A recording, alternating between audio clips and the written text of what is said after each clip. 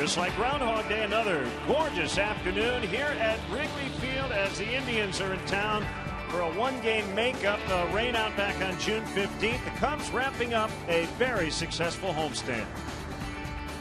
Welcome to Cubs baseball here on WGN Sports. Along with Jim DeShays, I'm Len Casper. The Cubs try to win their 5th in a row before they head out to California. JD, the Cubs have been pretty fortunate on the injury front, but got hit a couple of times this morning. Yeah, news since we last spoke with you. Jorge Soler has got on the disabled list with an oblique, and you know how that tends to linger. Could be a good while before we see Soler again. Jason Mott also placed on the DL with inflammation in his shoulder. So Tommy La Stella up from Iowa. He's been hurt much of the year. Was recently activated, was swinging it well for AAA Iowa. And Zach Roskup joins the bullpen as well. So Joe Madden will have 4 lefties out there in that bullpen now.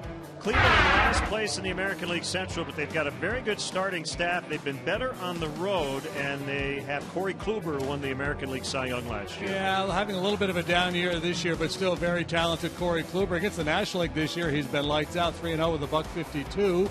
John Lester has struggled against American League teams, including his last start against Detroit, where he got knocked out, allowed 7 runs in less than 3 innings. So the Cubs now with a 6-game lead over the Giants for the final wild card spot in the National League. We'll be featuring makeup tunes today as the Indians and Cubs get it going next.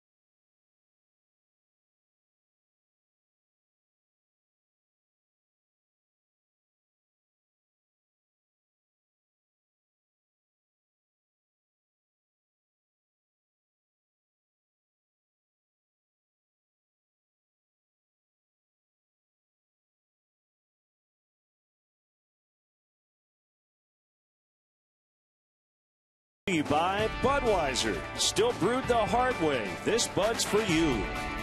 Honda, great deals are happening at the Honda Summer Clearance Event. Now at your Honda dealer. Napa, home of Napa know-how. Ford, America's best-selling brand, inviting you to go further in our fuel-efficient vehicles. Check out our entire lineup at your Ford store or at localfordstores.com. Subway, make a smart play for savory subs this season. Score more flavor at Subway restaurants. Subway, eat fresh. And by Southwest Airlines, book your low fare now at southwest.com. Chicago Cubs baseball in high definition on WGN TV is brought to you by Xfinity, your home for the most live sports. Let's check out Terry Francona's Cleveland Indians lineup. They just took 3 out of 4 to knock the Yankees out of first place in the American League East. Northbrook's Jason Kipnis, an all-star this year, will lead it off. Francisco Lindor, the rookie, has had a terrific second half. Michael Brantley leads the majors in doubles. Switch hitting Carlos Santana leads the American League in walks. Yan Gomes, the catcher. Mike Aviles gets a start in center. Jerry Sands platooning out and right with Lonnie Chisenhall. It's Giovanni Urshela, the third baseman, and the pitcher Corey Kluber batting ninth. You'll see a different look for the Cubs defensively here this afternoon. Notably, Chris Coughlin back in the outfield. He'll make his second start this year out in right field. Tommy LaStella rejoins the club. He plays second base today. Starlin Castro slides over and plays shortstop. Addison Russell's got a little bit of a groin. He's day to day. And you see the rest of the deployment. Rizzo, Bryant, where you normally find them. Same for Schwarber and Fowler. David Ross behind the plate today because on the mound is the big lefty John Lester. And John is 8-9, has a 3.58 ERA. Making his 25th start. Plenty of success in his career against Cleveland. He's 7-1 lifetime against the Tribe. Marvin Hudson will call balls and strikes, among other things. Dan Iasonia, the crew chief, is at first. C.B. Buckner at second, and Lance Barrett is at third. Chamber of Commerce Monday afternoon. Paul Conrad in the background. Room temperature, mostly sunny, and a pretty strong wind blowing straight out. That has been the norm here on this homestand. And the Cubs batters have taken advantage, hitting 9 home runs the last 2 days. Yeah, ball's really been jumping. The nature of the game has really changed the past week here compared to what we've seen all season long. So here is a 2-time All-Star, Jason Kipnis, product of Glenbrook North. And here we go. And a bouncer right to the newcomer LaStella. Just his third game of the year.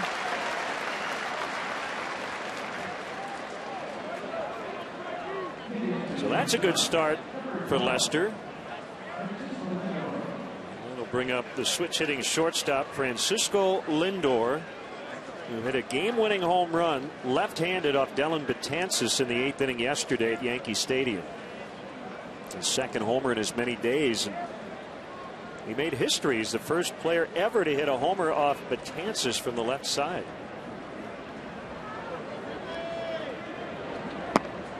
This kid, one of the top prospects in baseball coming into the season, just 21 years of age. There's your Mazda replay cam. Mazda, conviction, creativity, courage. This is the Mazda way. There's the game winner for the Tribe yesterday. Lindor, a switch hitter, hitting .298 exactly from both sides of the plate. 1-1 from John. Curveball, swing and a miss. Well, when Lester gets ahead in the count, he's been deadly. According to ESPN, he leads the majors in opponents' batting average, OPS, strikeout percentage, swing and miss percentage, and he is ahead in the count. So keep an eye on that today. And you have a couple of interesting notes with these two teams, and we better get them in today. Might not see him for a while. This is a one-game set. The Indians pitching staff has the most strikeouts in the majors. The Cubs have the second most. And these are the top two teams in the walk department offensively in baseball. Yeah, both teams take a lot of walks. Now the Cubs hitters strike out a bunch. The Indian hitters do not. The Indians don't hit that many home runs. They're 12th in the American League in runs scored. Cubs are 2 walks ahead of them going into today. The Indians back in June won 2 of the 3 games. Cubs had that big blowout 17-0 on June 17th in Cleveland. 2 of the 3 games were shutouts. The Indians won 6-0 here on June 16th after the rainout on the 15th. Lindor strikes out. Indians are an interesting club. They have a lot of top talent. You know, the guys in the rotation, they got some big arms. They have some very talented position players. They just don't have a lot of depth. So they're last in the American League Central, but you just get the sense that they're just a couple players away from being a really good ball club. Well, and last, and they're 7 under 500. So they've been an exactly 500 team since May 1st. They're over 500 on the road. They've got the worst home record in baseball. Here's Michael Brantley. He's got 38 doubles. That leads the majors. Really has come into his own since the start of last year. Lester looking for a bounce back performance. He went just 2 2/3 against Detroit his last time out. Gave up 3 home runs and 7 runs. And took the loss.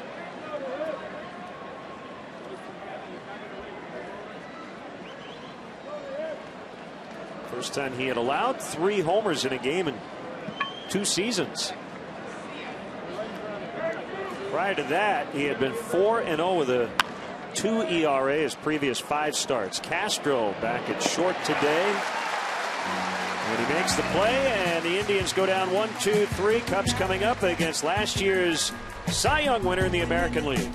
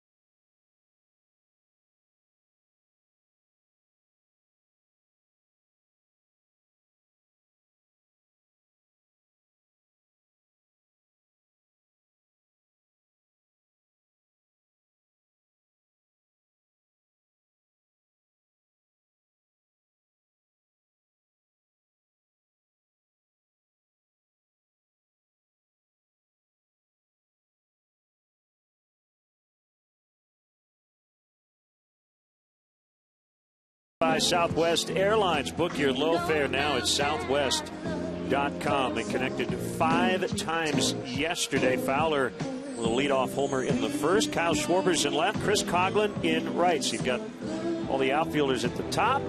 Infielders in the middle. Rizzo, Bryant, LaStella, Castro, and the battery rounds it out. Ross and Lester, first time this year. Joe Madden has hit the pitcher 9th. Crazy, Joe. Let's take a look at the Indians defensively. Brantley left, Avila center, his second start out there. Jerry Sands will be in right this afternoon. Urshela, Lindor, Kipnis, Santana, third to first. Yan Gomes. He's got a strong arm. He's behind the plate this afternoon. And 29-year-old right-hander Corey Kluber, the reigning Cy Young Award winner. He was an 18-game winner last year with a 244. Fastball for a strike. 6'4", 215. Kind of a strange year, hasn't he? Yeah, you know, the rate stats are all very similar. He's given up more home runs this year already than he did all last year. So the home run ball has hurt him. It's not like he's having a horrible year. He's still, you know, a good chunk better than league average with his ERA. It's just a run higher than what he did last year. He's got a great arm. You know, a really bad 4-start stretch late April, early May. Ballooned his earned run average. He's had an 18 strikeout performance. He's third in the league in strikeouts. Keeps the walks down. Gets a lot of swings and misses.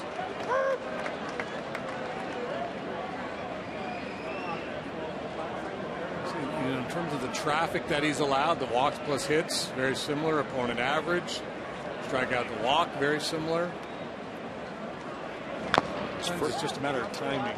Yeah, his first win this year came in mid-May against the Cardinals, and we mentioned 18 strikeouts and had a no-hitter late in that game. He tied the franchise record for strikeouts in a 9-inning performance, originally set by Bob Feller back in 1938. Didn't walk anybody that day. There you go.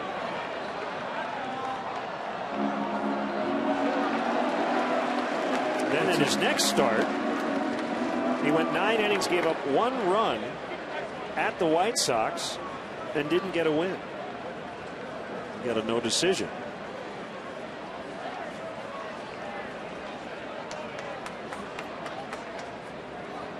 Two to Fowler, and he's run it full. He'll go 92 to 96 with a fastball. He likes to sink it. He has a hard, slurvy breaking ball that he features. He'll also cut his fastball.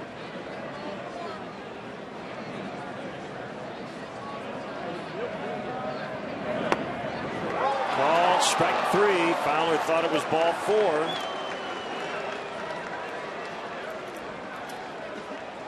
Kluber needed 8 pitches to get him. For the first out, Kluber making his Wrigley Field debut. Pretty good pitch. Yeah, well, that's the advantage. When you throw hard with sink, when push comes to shove, you can be willing to throw the ball over a good chunk of home plate. Just keep it down around the knees with movement.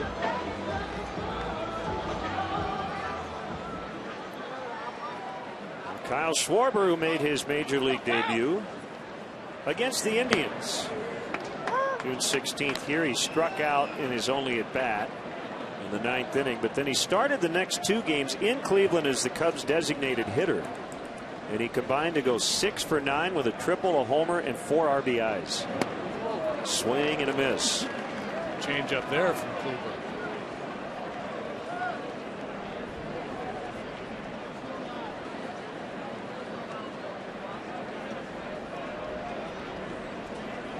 Schwarber homered yesterday to snap an 0 for 12. He strikes out swinging. Yeah, there could be some red ink used in this ball game.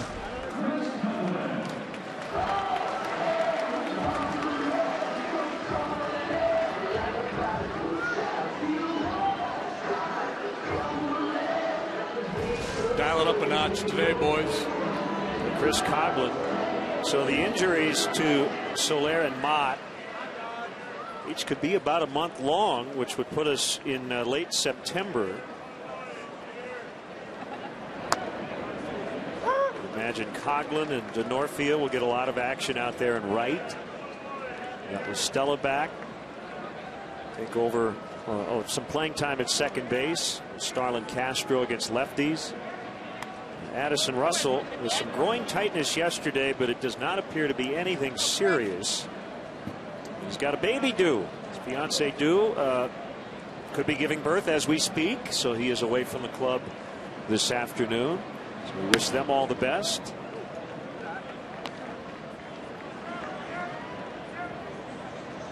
A lot going on at the ballpark here on Getaway Day. People coming, people going, people having babies. 3-1. It's Corey Kluber's first ever start here at Wrigley Field, so he'll be the 4th pitcher in the last 5 days to make their Wrigley Field debut. 3 of the Braves young starters, and now Kluber, the veteran.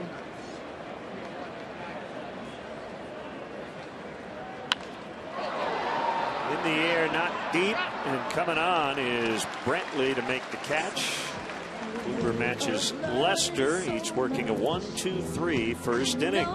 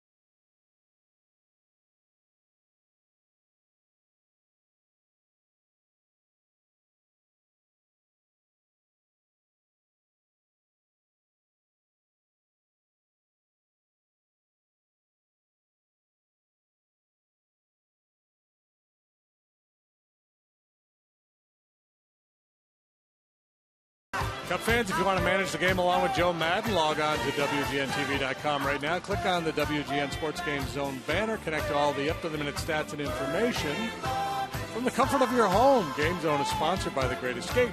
Pools, patio furniture, hot tubs, and more. Everything you need to have more fun at home this summer.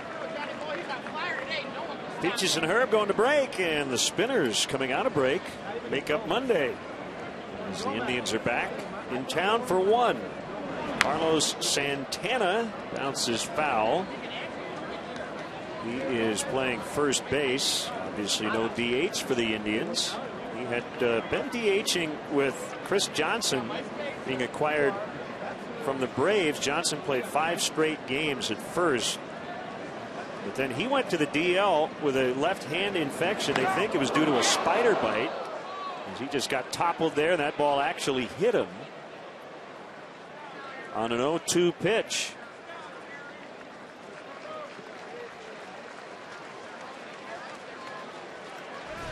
Well, Santana, with a very keen eye, leads the American League in walks. He led the American League in walks last year. This time he gets hit on that front foot.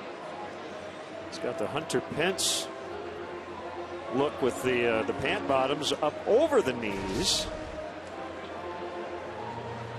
Only 2 guys I've ever seen do that.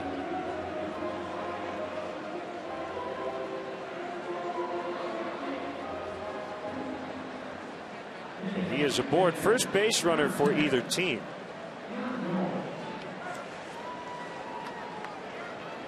Sandy Alomar Jr., the first base coach. Mike Sarbaugh is over third. That'll bring up Yan Gomes. Catcher.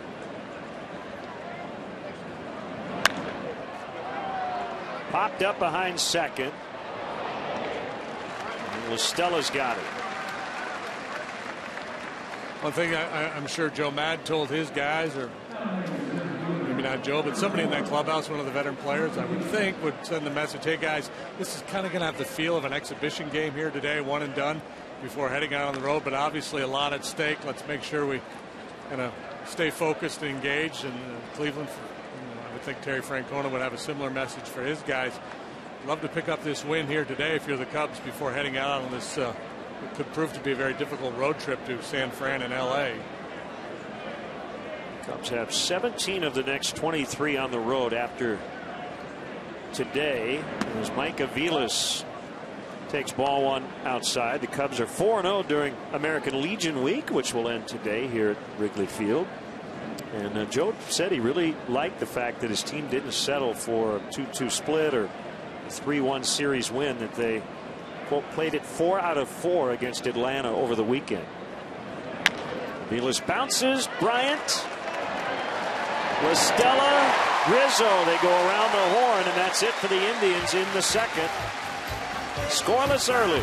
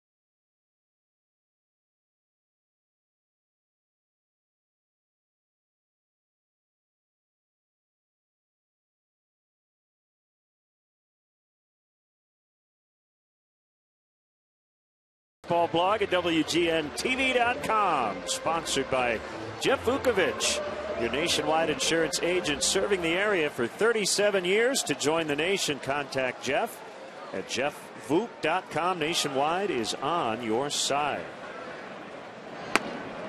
Nice crowd on hand for the makeup game today, as Anthony Rizzo takes ball one from Corey Kluber.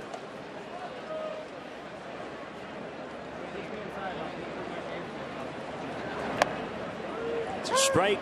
Kluber, born in Alabama, went to high school in Texas. He and his family spent the offseason in Jacksonville, Florida. He went to Stetson.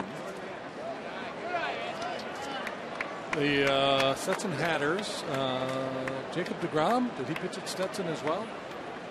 Yes.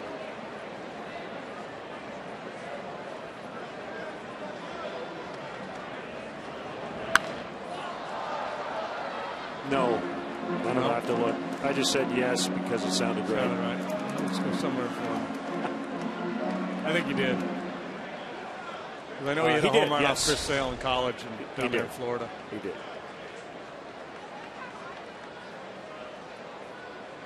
Yes, we have some flying insects here at the ballpark this week.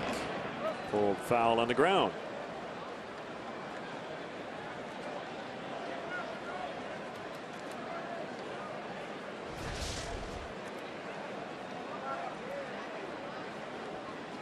Maybe those are drones. Maybe they're advanced scouts. Baby drones. They're advanced scouts from the American League.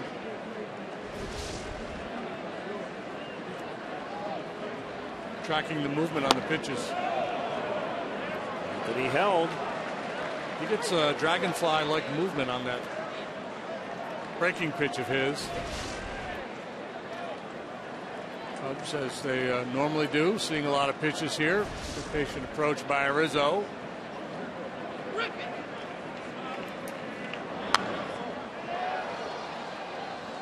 So yeah, Kluber, deGrom, Chris Johnson, I just mentioned him. Kluber's new teammates. Played at Stetson, Lenny DiNardo, and a big league pitcher, among others. Kluber originally drafted by the Padres. Called strike three. It's 3 out of 4 for him. And second time a Cub hitter took a 3-2 pitch thinking it was ball 4. Fowler's, we took a look at it. It was a strike this time. That backdoor breaking ball did stay off the outside corner.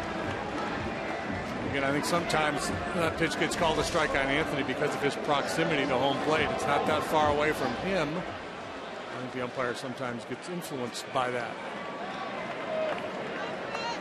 Chris Bryant, big day yesterday. 3 hits, including 2 home runs, a career high 4 runs scored, and a swing and a miss. His last 11 homers have come here at Wrigley Field.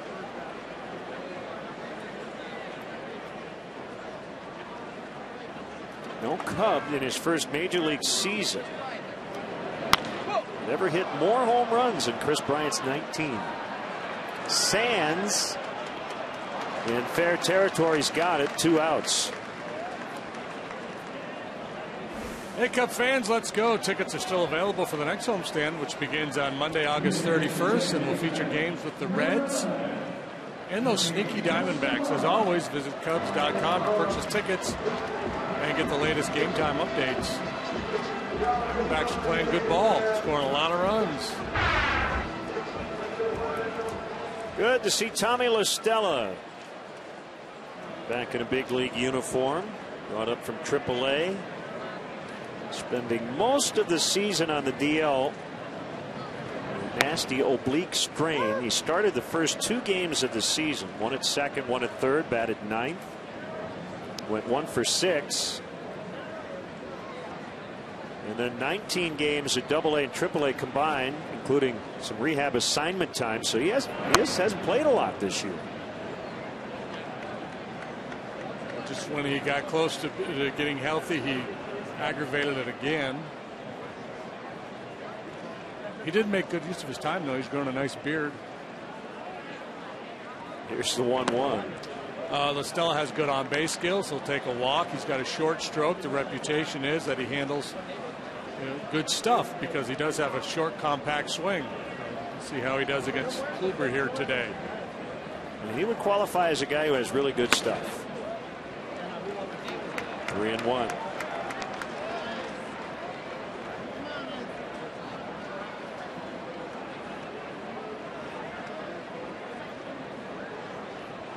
Been lights out in interleague play. 10-1 with a 187 lifetime. 3-2.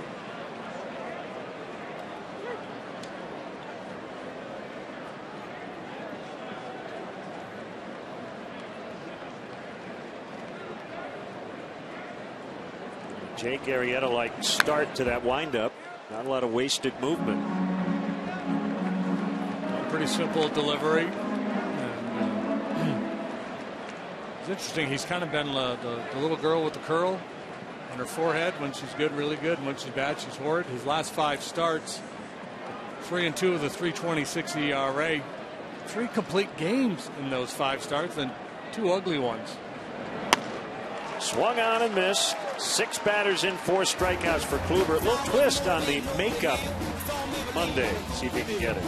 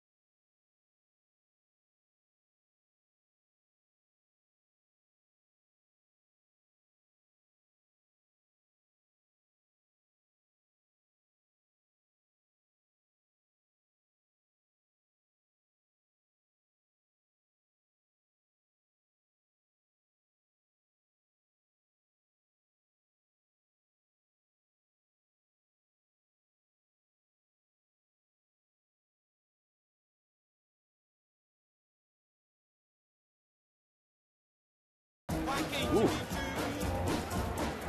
Jalapenos.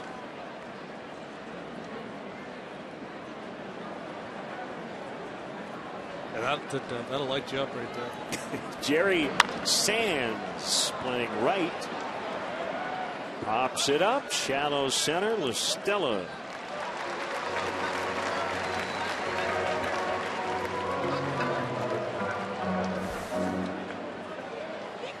Join Joe Madden and Cub players ringside after the game September 2nd for an unforgettable night of amateur boxing. Great food and giving back to Chicago's youth. Located at the Ravenswood Events Center, Madden's main event will feature local youth boxers at various skill levels, as well as a special main event bout. For tickets and details, make sure you go to CubsCharities.com. Giovanni Urshela in his 63rd major league game. When we saw the Indians in June, just before they got here to Chicago, they'd made some changes on the left side of their infield. That's their first hit. It's a first hit for either team, in fact. They did not get off to a very good start defensively while their pitchers were missing a lot of bats when the ball was put in play, they weren't turning those into outs. And Jose Ramirez and Lonnie Chisenhall short and third. They replaced those guys with Lindor and Urshela, and their defense has improved considerably. Yeah. So they got swing and miss guys. They got guys in the infield that can make plays. A pretty good outfit. That's what I mean. To me, this should be a better club than they have played. Show better in the standings, I guess, is my point. Ramirez, as Kluber bunts, pops it up. And it's a fair ball, and they're going to turn two. What a play by Rizzo. Oh, we're going to have to show that when we come back. It looked like he shielded the ball from going foul. That is a brilliant play.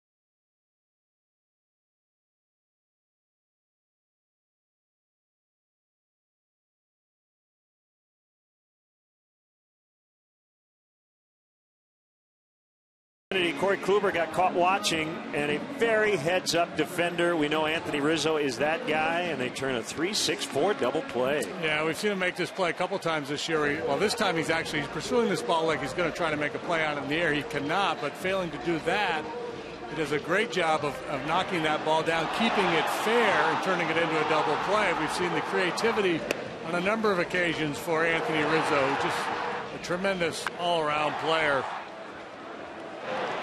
Putting together an MVP caliber season.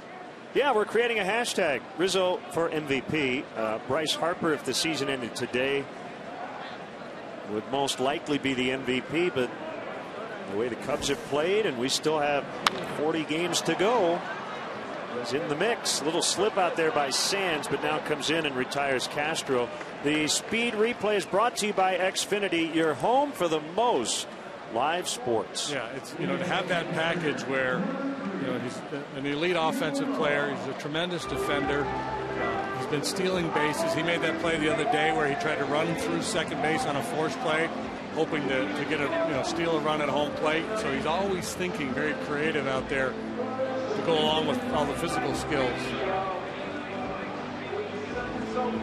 There's David Ross, who has caught 6 shutouts this season.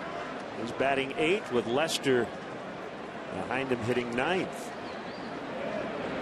That ball hammered deep to the left and foul.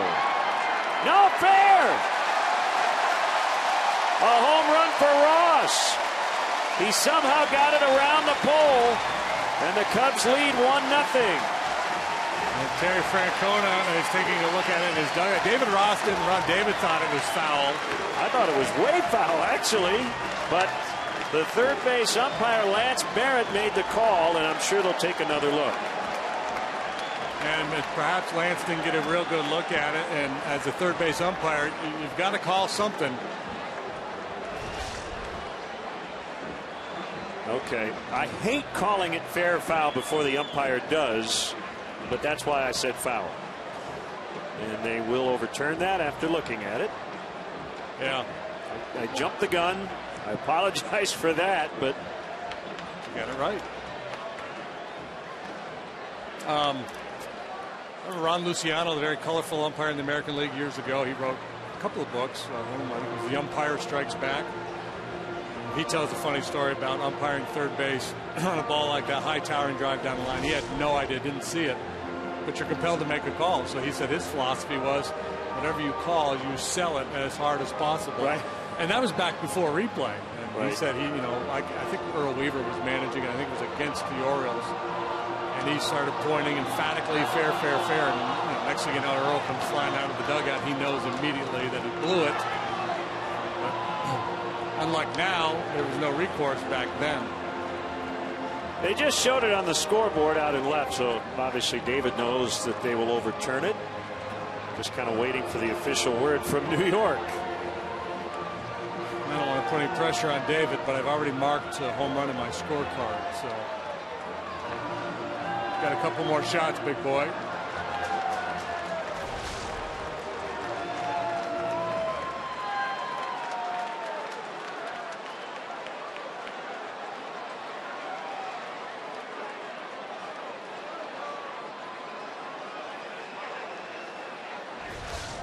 It feels like you got away with something there.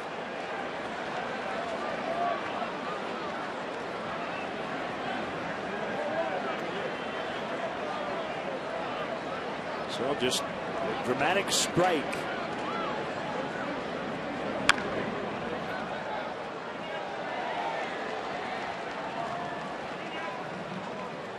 Kluber in his last start against the Red Sox at Fenway allowed 4 home runs.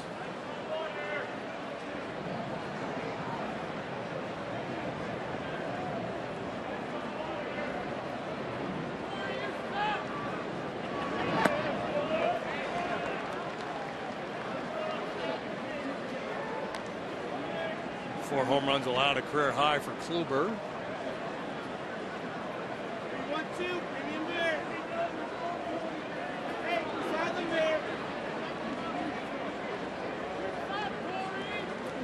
Comes the 1-2, and he struck him out.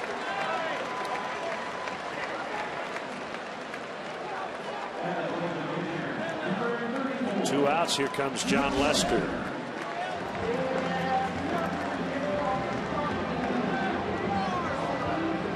Does he not get his home run? He gets punched out, number 5 for Kluber. His last name appropriately begins with K. Lester 1 for 80 in his career. Snapped an 0 for 66 to begin his major league career. That was a record. The batter to start a career. July 6th. He finally ended that 0 for. Joe Madden putting the pitcher in the 9-hole today for the first time this year. It's more to do with the lineup than it does with John Lester. He wanted some protection behind Bryant, and Tommy La Stella, a left-handed hitter, is going to provide a little bit of that in Joe's mind. So he goes La Stella, Castro, Ross, Lester to finish off the batting order.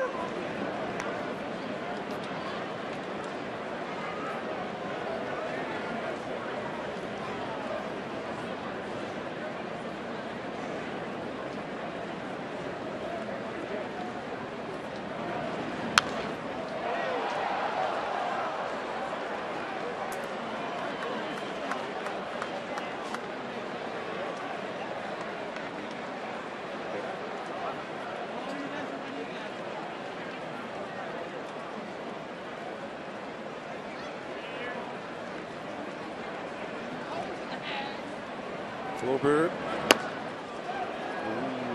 almost just off the inside corner, and Lester able to hold up.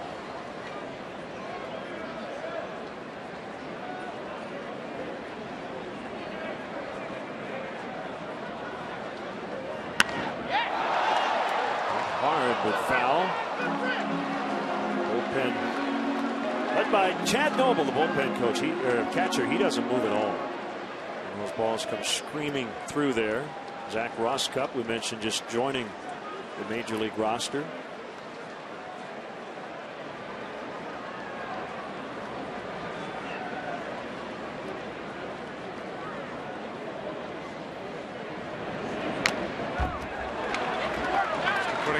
Fight here. Cooper, in his 6th year with the Indians, was acquired from San Diego July of 2010. Deal that sent Jake Westbrook to the Cardinals and Ryan Ludwig from St. Louis to San Diego.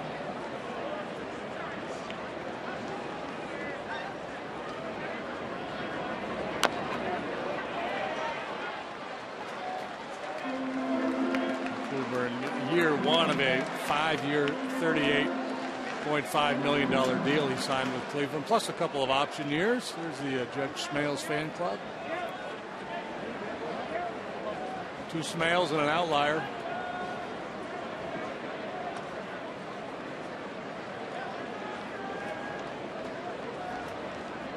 Lester putting up a pretty good fight. I feel like we end up defending John, when other teams' broadcasters look at his career batting numbers and we say, you know, the guy can swing it. He has been horribly unlucky. And you're seeing some of that prowess here in this at bat. This will be the 10th pitch. It's a good AB right here. Full count. And the fans aware of the good work he's doing.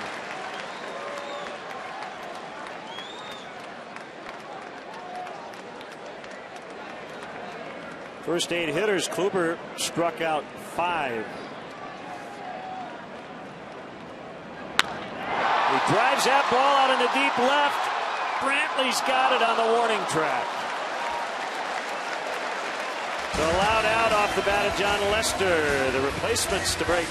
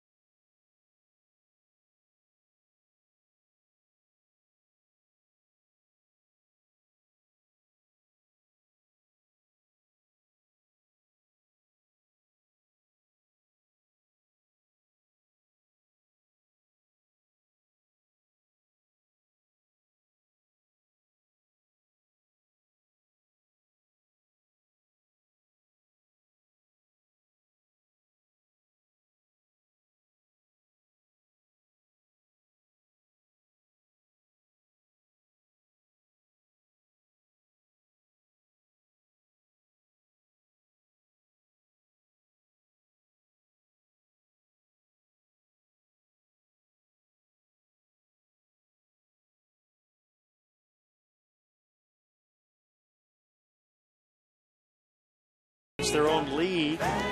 Maybe not so much versus the AL. They're 8-10 against the American League this year, so they're 22 over against the National League. So they're breaking up with the American League. I think part of it is the AL Central, the division they're playing in the American League, is pretty good. Yeah. Yeah, and I think a lot of too is just when you run into clubs at a certain time and maybe they're swinging it well. We certainly saw that with Detroit here the other day. Pitching matchups, obviously, we run into some good pitching. Doesn't matter how good or bad the club is. If they got an ace on the mound and he's on top of his game, they're going to be hard to beat.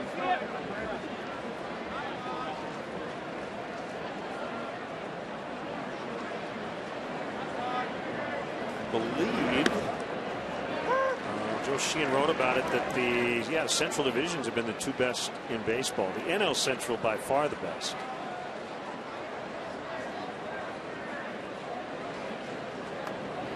I like what you did the other day in the National League East. You took the bottom 3 teams, did the collective record.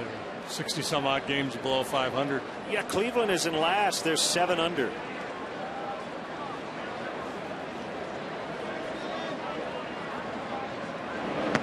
You remember when we had Peter Gammons up here back about mid-July, and we asked him, you asked him, I believe, what was the most surprising thing this year in baseball, and he said how the power in the game is in the middle of the country. Yeah, well said. 3-1 from Lester to Kipnis, hit hard on the ground, and Listella cannot knock it down. That is a leadoff hit.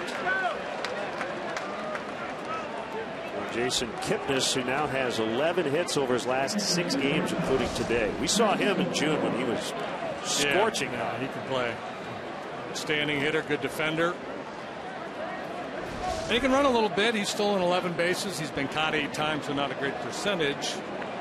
We'll see how aggressive they want to be with John on the mound.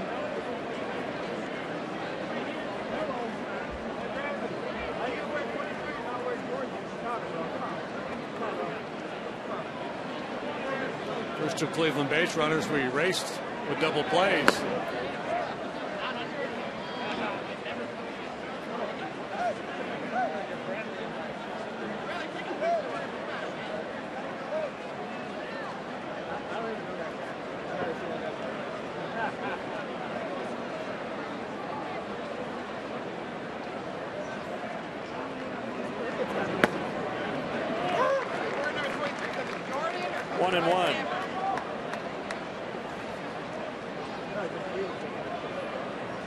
John 7-1 against his team, lifetime with a 3.23 ERA. Pitched to once against them last season. 7 2/3 of 2-run baseball.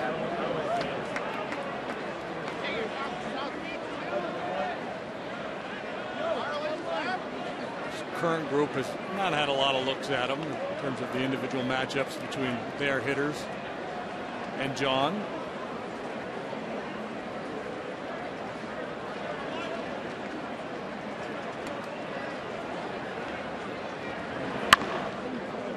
Hard but rolled foul. Ooh, that one got Ross Cup.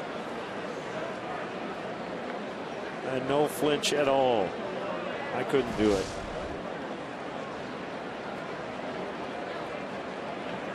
How about the not even look at it? Yeah, because if you look at it, you're going to react. Just don't let it hit your pitching arm. You talk about the power of peer pressure. A guy willing to hang in there and take one in the lips, just so he doesn't take heat from his boys down there in the bullpen. Now Zach is going inside, but he's got to smile and act like nothing happened. 3-2. Kipnis inching off first, not running, and that ball bounced foul. But Terry Francona knows John Lester as well as anybody. Pitched for him for a long time in Boston. Know about the running game. A couple of teams have taken advantage of Lester this season. Now Ross out to talk with him. And Sandy Alomar Jr. chatting with Kipnis over at first.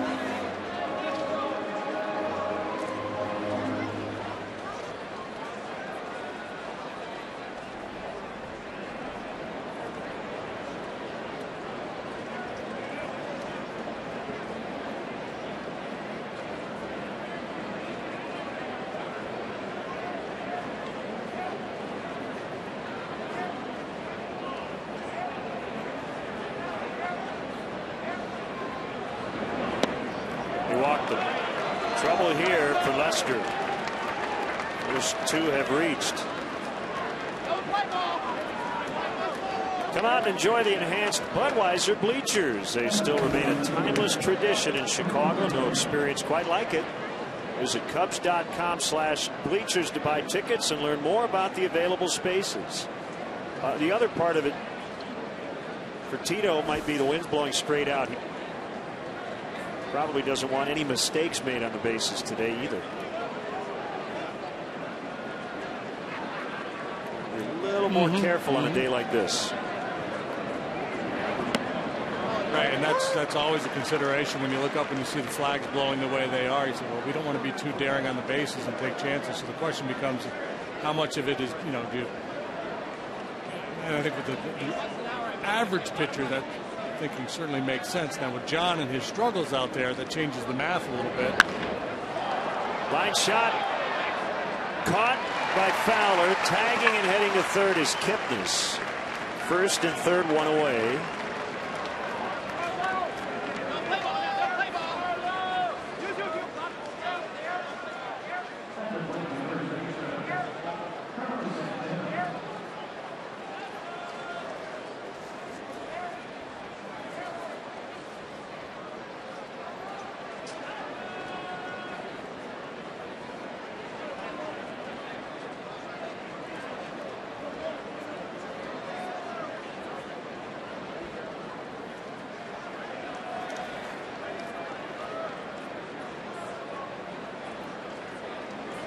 Switch hitting Santana. Hit his 15th home run yesterday. He hit that one as a left-handed hitter, and that's the only home run he's hit as a left-handed hitter this year.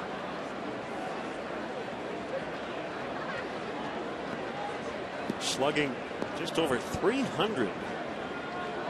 Right-handed. You look at his career numbers and doesn't really match up. His overall numbers have been a little better as a righty than a lefty, but not this year. Usually you tend to pay more attention to the career numbers in that regard than a small sample size in one particular summer. Not a surprise he's ahead 2-0 in the count. Takes a lot of walks. This time, though, he grounds one back up the middle. They will turn it. 4-6-3. La Stella and Castro haven't played together since early April. And they helped John Lester get out of the fourth inning. Still scoreless.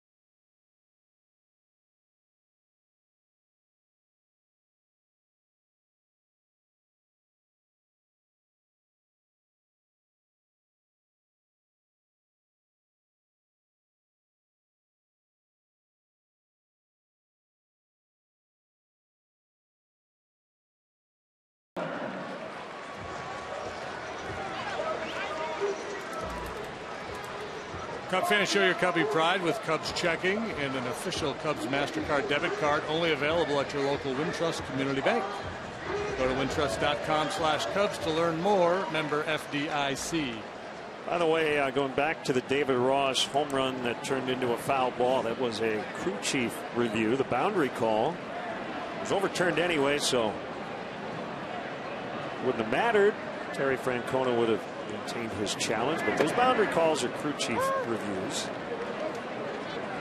So both managers still with a challenge. One strike on Dexter Fowler. Nice defense. Cubs turning a 4-6-3. Actually, the last 2 innings. Double plays to end a threat by Cleveland. That's a perilous position for a middle infielder when he's got his back turned to the runner, but nice play by Castro. Fowler swings and misses. How about 6 strikeouts, 10 batters, and the pitcher Lester lined one to the warning track. Yeah, maybe the best AB of the day so far for the Cubs. Tweet us your Cubs selfies at hashtag WGN Cubs. You may see yourself in a fan cam segment later.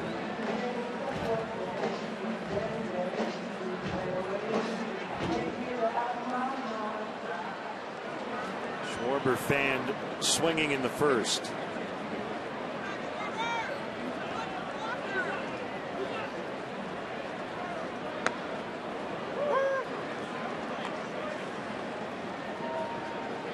Kluber, the Cy Young winner last year, still has not made an all-star team. Leads the majors in innings pitched, batters faced this season.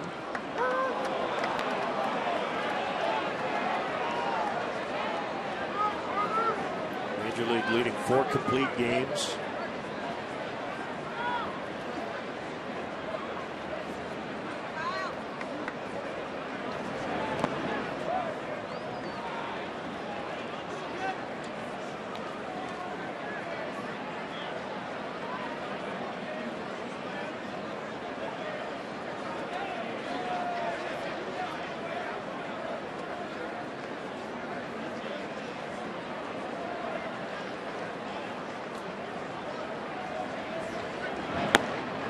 Strike 3 called. 7 for Kluber. Next up, left fielder, Chris Conlon.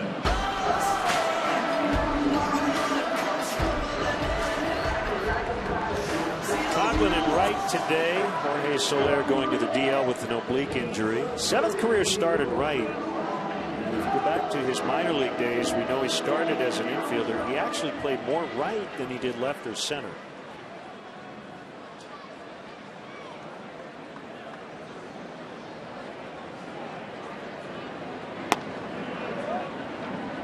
Ball 1.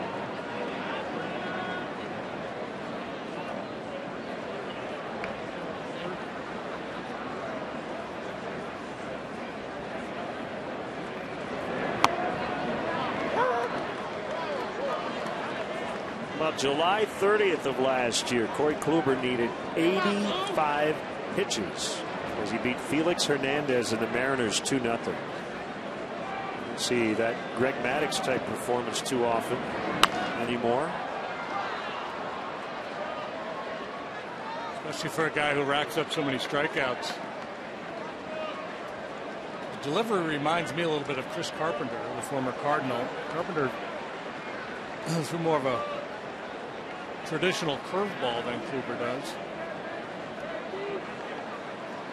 So for a time there, the Cubs were having a good bit of luck missing aces. That hasn't been the case lately. They caught Sale, they're getting Kluber here, and they'll see at least 3 of them on this next trip.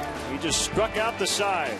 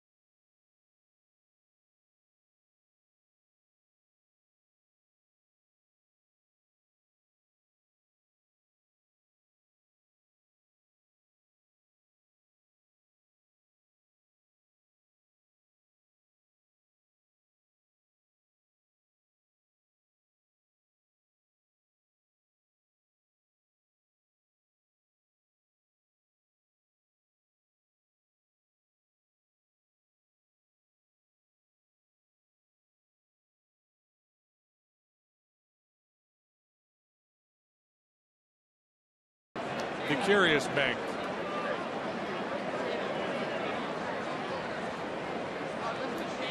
Two hits, both belonging to the Indians. As Corey Kluber has no-hit the Cubs through 4 on 8 strikeouts. 1 strike on Yan Gomes.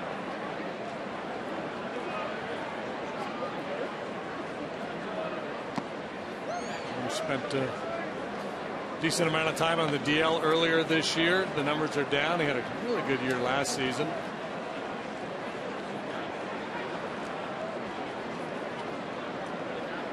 In Sao Paulo, Brazil, went to high school in Miami. Barry University and the University of Tennessee. He's 28. 10th round pick of the Blue Jays in 2009. Came over with Mike Aviles in November of 2012 in exchange for Esmail Rogers, a pitcher. Bryant will charge it. High throw, but Rizzo stays on the base. Step aside and see what's coming up on WGN.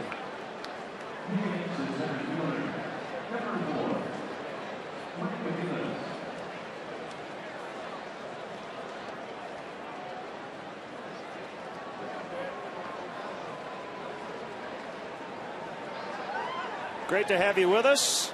This game not on your pocket schedule. Make up from a rainout on June 15th, which actually worked out okay because that night we were able to watch the Blackhawks win the Stanley Cup.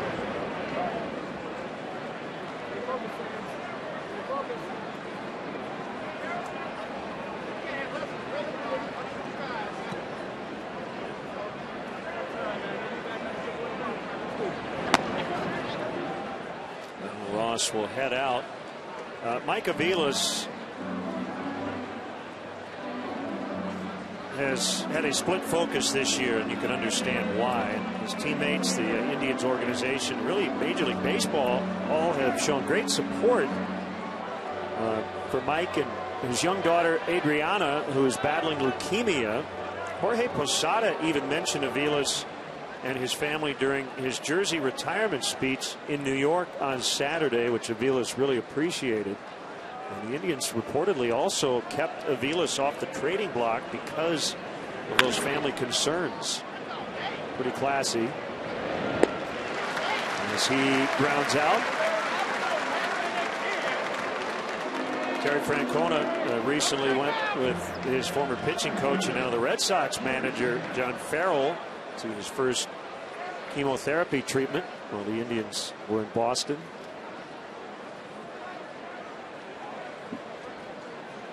Not too many people more well respected in this game than Terry Francona. Yeah, he's one of the best.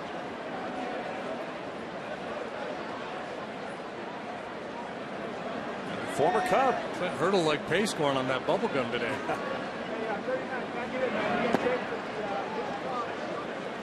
Want to send out happy birthday wishes to Eric Thorne.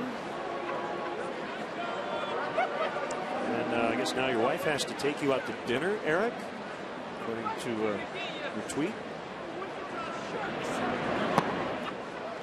2-0. So what was the deal? If he got his name mentioned on TV, she would take him to dinner? Apparently.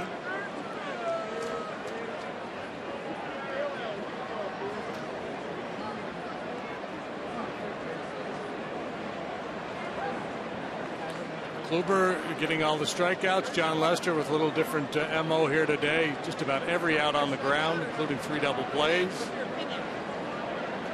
A couple infield pop-ups. The only ball to the outfield. Brantley fly to center. Last inning. John has 1 strikeout. That was the second batter of the game, Lindor. Doesn't matter how you get him as long as you get him. 2 of those flyouts, really infield pops.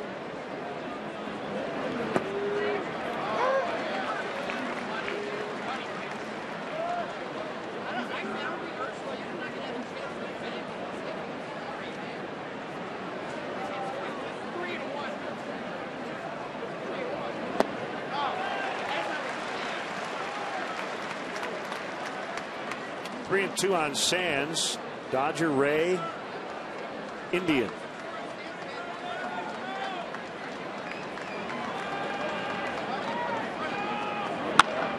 Hit hard, but right to La Stella on the ground. The inning is over. Cecilia, you're breaking my heart, babe. Scoreless. A little Sammy Davis Jr. thing going there. Bam.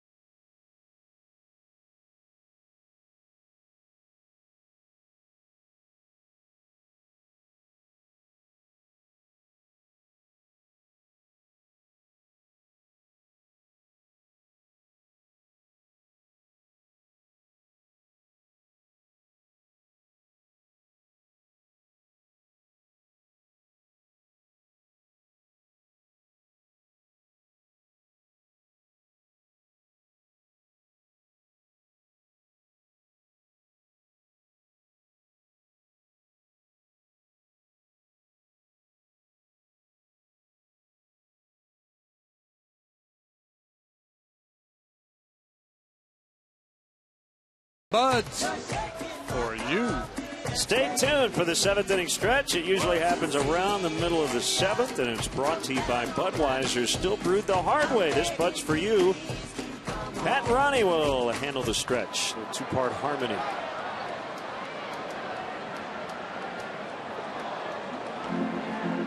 You retweeted his ESPN stats and info. Tweet: Corey Kluber is the 4th pitcher this year to not give up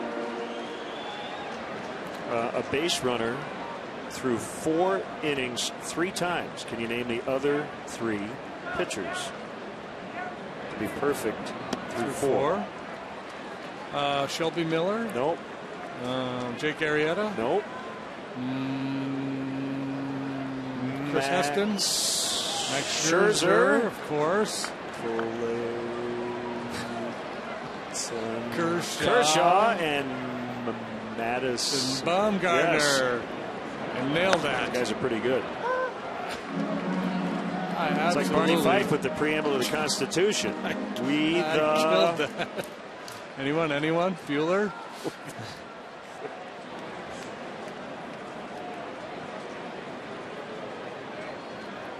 One, two. On the ground at first. Kluber's got a cover. Santana will flip it to him in time to get Rizzo. Now, so right before we went to break last inning, I was talking about this run now that the Cubs face. Kluber here today. Bumgarner in San Francisco. I believe they're going to get Kershaw and Greinke. Probably Kershaw only, I think. Looks like Greinke may go on Thursday, but yeah. Not easy. Why it's the big leagues. To be the best, you got to beat the best. Arrieta will start tomorrow night in San Francisco and then Sunday night in LA.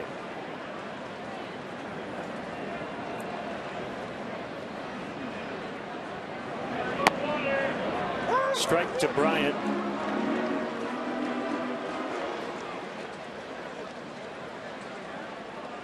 Greinke is listed as the Thursday afternoon starter at Cincinnati. for the Dodgers. So the Cubs would miss him next weekend. Matchups for the Giants series. Giants dropped 3 of 4 in Pittsburgh. So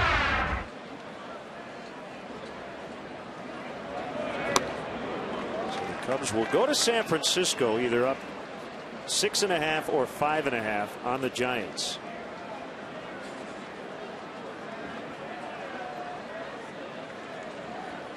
Well, we've had pointed to this stretch for quite some time. There's 17 games in Chicago in a 19-day period, and that the Cubs had this great opportunity, and they have taken full advantage. Played great baseball. A little bump in the road with that 2-game setback against the Tigers, but look at this remarkable turnaround since July 26th. Gained 8.5 games on the Giants. Unfortunately, Pittsburgh keeps winning at a pretty good clip too, so they really haven't been able to make any ground on the Pirates. So Bryant strikes out. I guess he swung at it trying to get out of the way.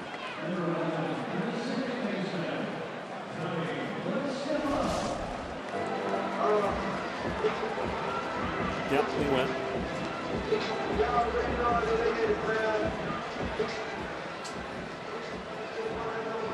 Nine now for Kluber. Filthy stuff today from the Indians right-hander. Here's La Stella. Welcome back to the big leagues. You get to face Corey Kluber. Yeah, one of those good news, bad news things. You're going back to the big leagues, and your mission, should you choose to accept it, get a little something done against Corey Kluber here today.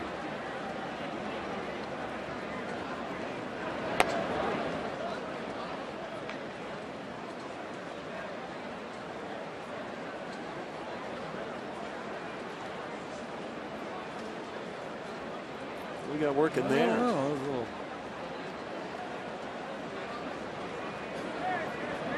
Couple meat. Popped him up.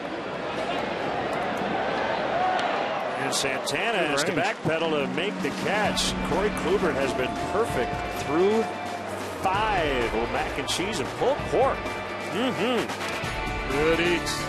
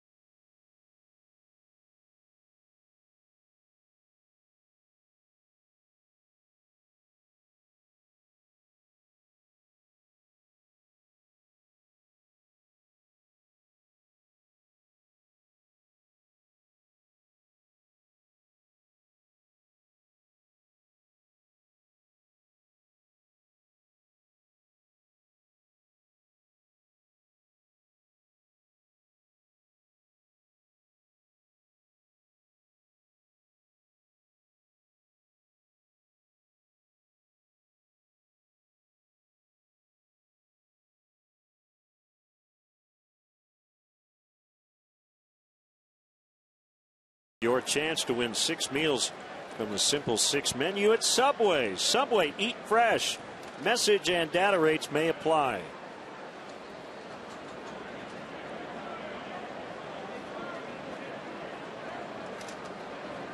Well, a bunch of zeros.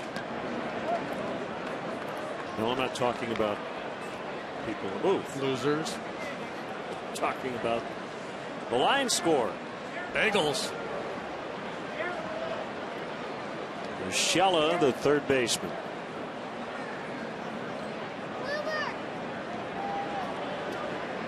He's been overshadowed by Kluber, but as you said, they've gotten to the same place different ways. John has one strikeout. He's given up 2 hits. He's been very efficient, more so than Kluber. As they got through 5, Lester just over 50 pitches, Kluber over 70. 2-1 to Urshela.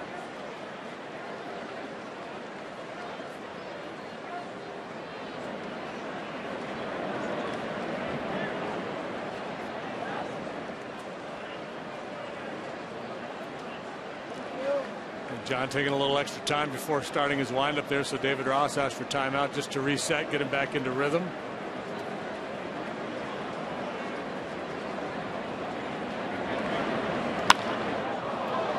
Fly ball center field. Fowler with his sunglasses on makes a catch. Folks, still time to plan a group outing this season at Wrigley Field. The Cubs offer special ticket packages for groups of 15 or more. Exclusive benefit options including parking and Wrigley Field tours. For more information, visit Cubs.com/groups.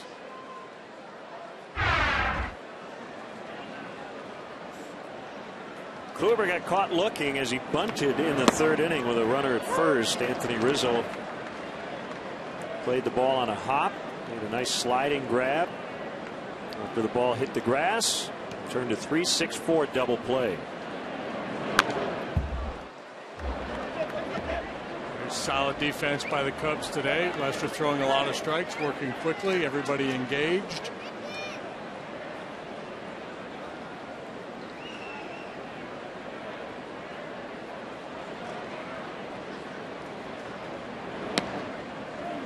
Just on a curveball outside, 1-2. Well, we got a long way to go. We're in the 6th inning, but with the wind howling straight out, goes to show you if you pitch well, you can have success even on a day like this. His 2nd strikeout of the afternoon. And let's step aside and see what's coming up on WGN.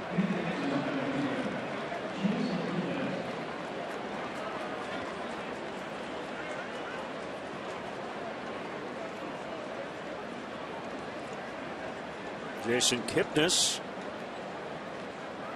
is 1 for 2. Makeup game today from June 15th. Indians and Cubs wrapping up the season series. DL time earlier this month. Kipnis with right shoulder inflammation. Big bounce back year for him. An all-star for the 2nd time in 3 years.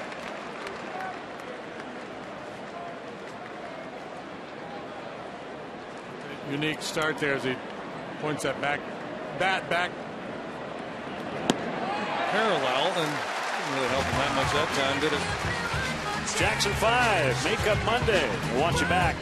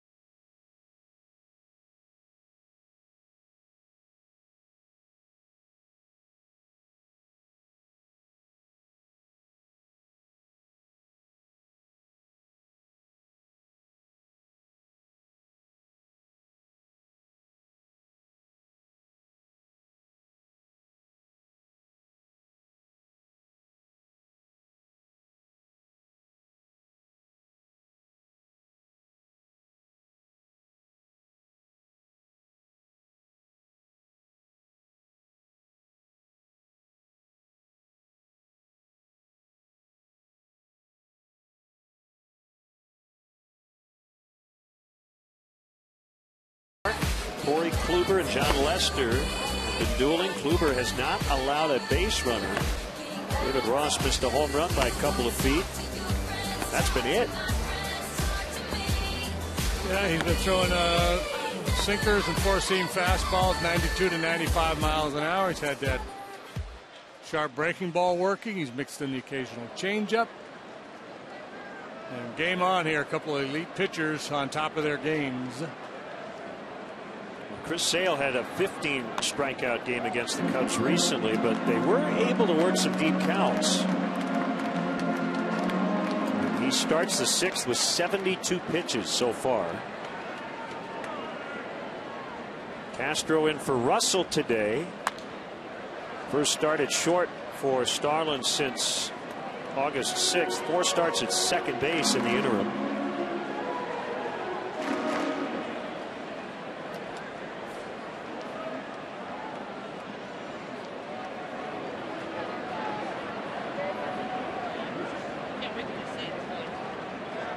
There's a 1-1. Way in off the plate on a breaking ball.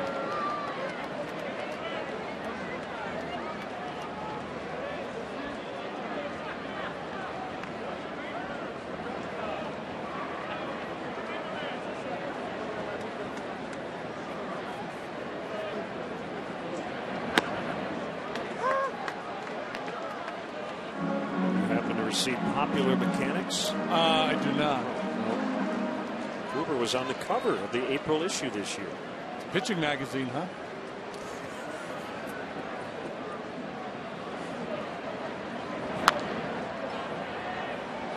I guess it was a piece about performing different tasks. His was throwing a curveball.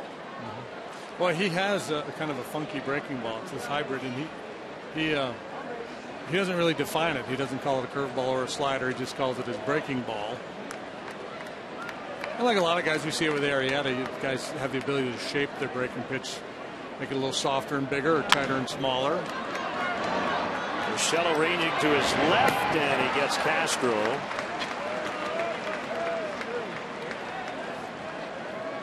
To take home a game used or autographed item and help benefit Cubs charities. Cubs Authentics is the premier outlet for all MLB authenticated Cubs memorabilia. Visit Cubs.com/authentics to bid on weekly auction items and to pre-order game used bases and baseballs.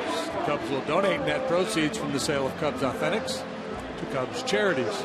Kluber, a very serious guy. Nickname is Klubot. But he's coachable and a very focused individual. He's been on his game. Cutter, swing and a miss by Ross. David hit a blast to left in his first at bat. Originally called a home run, but clearly foul. And he ended up striking out. Got that prototypical big power right-hander's body, 6'4", 215, kind of like Arrieta. Sturdy guy.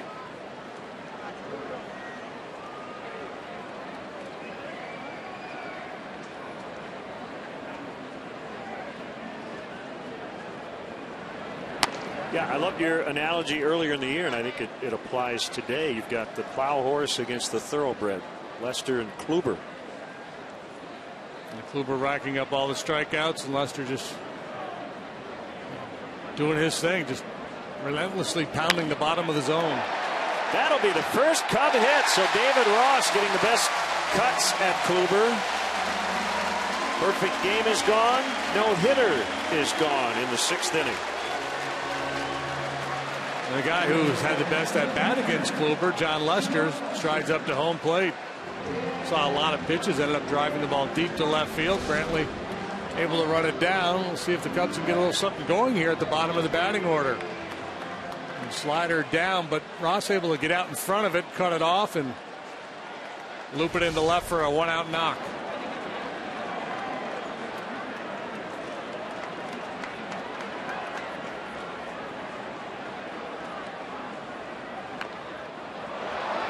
Ended up being a good bunt by Lester. A defensive jab at it, but it worked.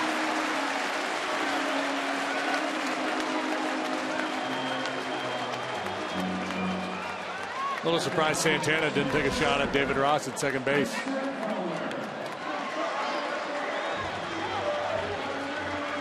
Pretty impressive to get that bunt down.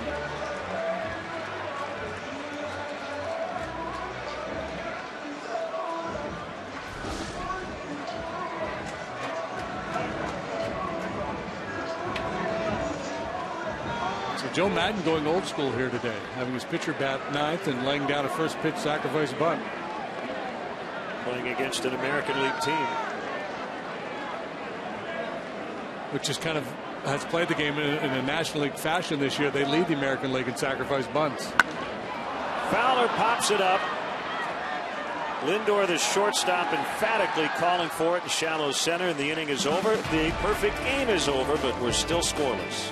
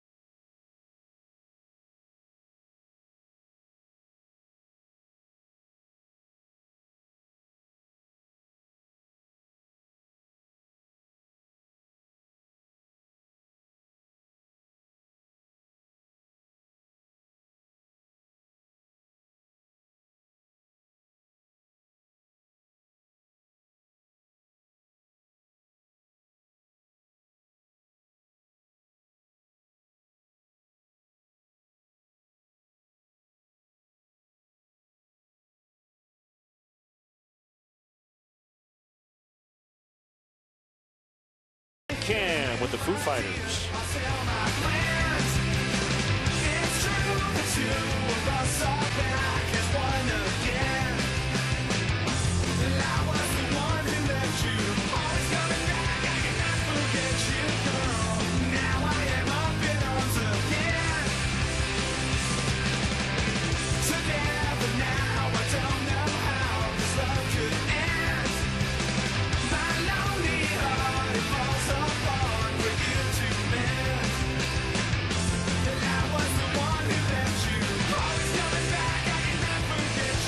Coming out this coming weekend, we hope you enjoy the Billy Joel concert, and then the Foo Fighters, and in September, Zach Brown Band and AC/DC.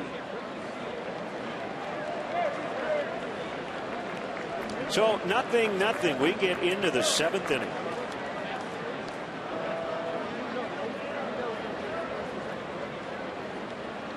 A couple of opening day starters, and they have been on their game here today. It's a change of plans pitching matchup. Look in the morning paper. Ooh, Lester and Kluber. Check this ball game out this afternoon. Save mowing the lawn for another day. Carr, strike number 2 on Lindor.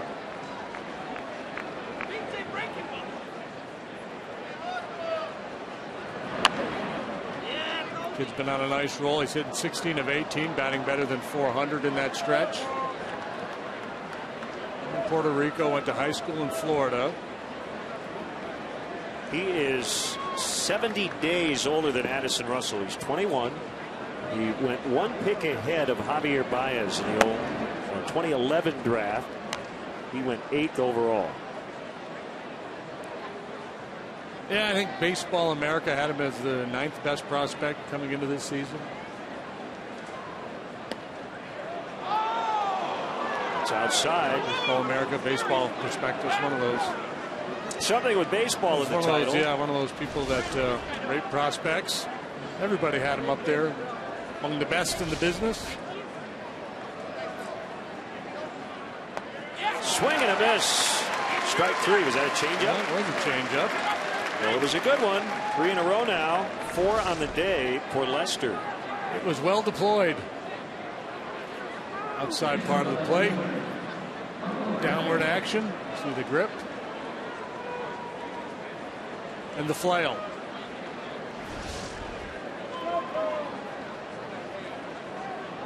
Wait a minute. You're on this tangent of taking some of the militaristic terms away from home runs, and you drop deployed as it comes to pitching. Michael Brantley with a base hit. No, Let's see what you did there. It's a bomb or a missile or a laser. It's deployed. It's executed. This is supposed to be a pastoral game with green grass and sunshine and lazy days at the ballpark. We just want to blow people up and ambush them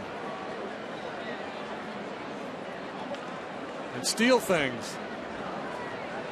Brantley has 13 stolen bases. You wonder if at some point the Indians are going to decide to try to run.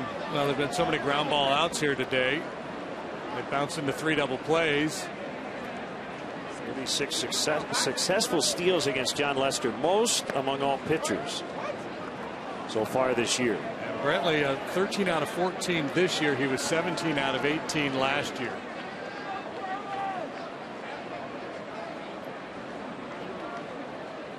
Does not have a very big lead.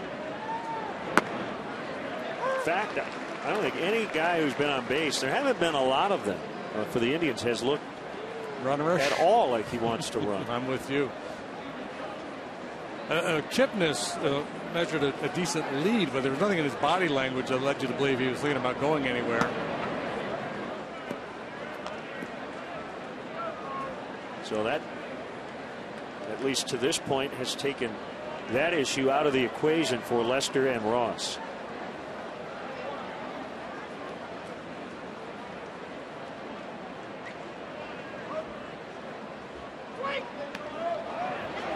Throw to first, just to let Brantley know Ross is paying attention to him. 3-1.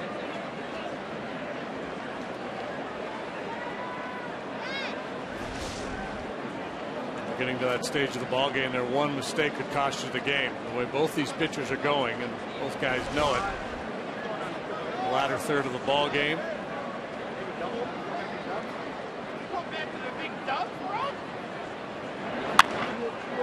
Bouncer to La Stella. The feed to Castro. Relay. Out at first. Double play. Inning over. The third inning ender. Actually the fourth for the Cubs. Time now for the stretch. It's brought to you by Budweiser. All right. Nice and loud. Let me hear you. You ready, guys? There we are. Here we go. A 1, a 2, a 3. Take me out to the ball game. Take me out to the crowd. Buy me some peanuts and Cracker Jack. I don't care if I ever get back for its root. Root for the Cubbies. If they don't win, it's a shame. For it's 1, 2, 3 strikes, you're out at the old ball game. Hey, let's get some runs.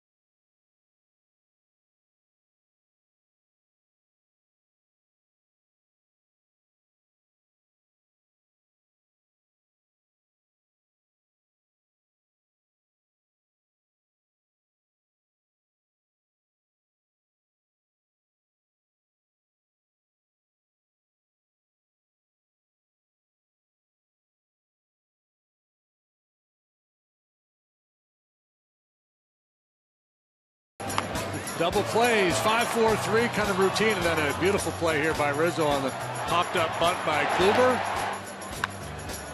Sharply hit up the middle, no problem with Stella to Castro, beautiful turn. And one more time, 4-6-3. 13 outs accounted for on the ground here this afternoon for John Lester. 1 ball, no strikes on Kyle Schwarber, bottom 7. Scoreless tie. This team hoping for a mistake pitch with the wind blowing out. Yeah, you talk about high leverage situation for a pitcher now. You get into the later stages. Cubs have hit 9 home runs in the previous 2 days.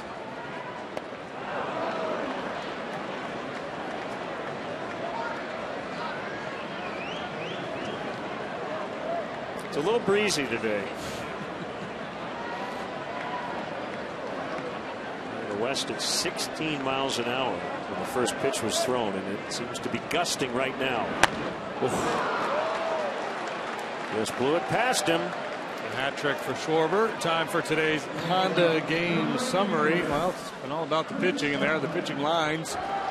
Kluber with the strikeout pitch going. He's got 10 of them now at 6 1/3. John Lester, 7 shutout innings.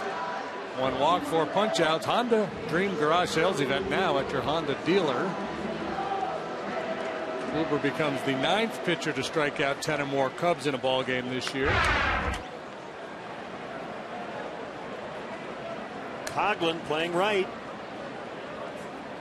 So, yeah, here's one for you. 9 pitchers have thrown a game of 10 or more strikeouts. One guy's done it twice to the Cubs this year. 3 of said pitchers, strikeout pitchers, have pitched no hitters this year. Obviously not all of them against the Cubs. Chris Sale twice struck out 10 or more Cubs in a game, including 15 last time we saw him. I'm not going to give you the hints on the 3 guys that have thrown no hitters this season who have had double-digit strikeout games against the Cubs. So there have been 5 no-hitters total, right? Well, I believe so. So I just have to come up with 3 guys who throw no hitters. Mike Fiers. You are correct, sir. Cole Hamels. You are correct, sir. That was in the same game. I'm missing one. You are. One of the same guys I missed when you gave me a quiz earlier. Madison Bumgarner. No. Coughlin into the left field corner. He's trying for 2. And the throw by Brantley is offline. Max Scherzer. You got it, sir. And Chris Coughlin's got it going here with a 1-out off-field double. Boy, he's done so much good work the other way. Not just him, the entire Cub team. That was a theme yesterday. Opposite field home runs. This is that 2-seamer running away from Coughlin. And he just pings it the other way for 2 bases. Couple of shots here to get the lead. And you got Rizzo and Bryant due up.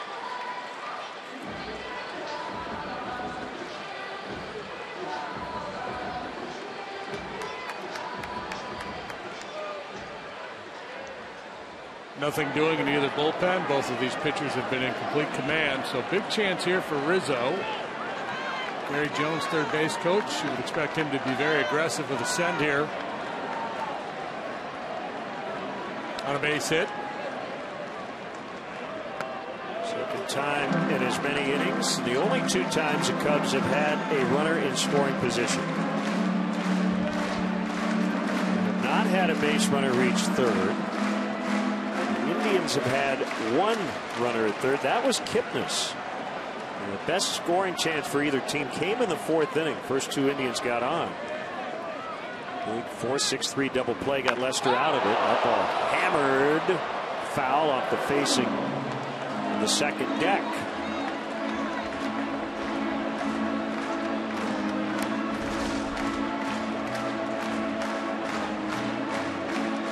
Looks like he got underneath that cutter a little bit. It didn't have that darting action. It stayed up and cement mixtured on him.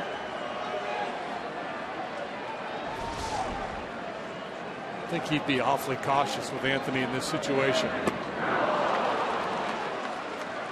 1-2 on Rizzo.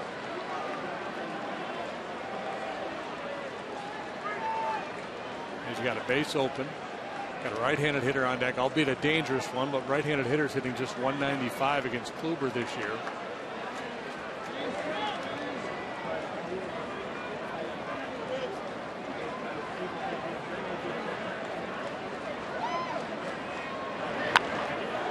Down the right field line, long run over Sands. That ball's going to be onto the warning track, into the wall. Coghlan will score. Rizzo on his way to third. It's a triple.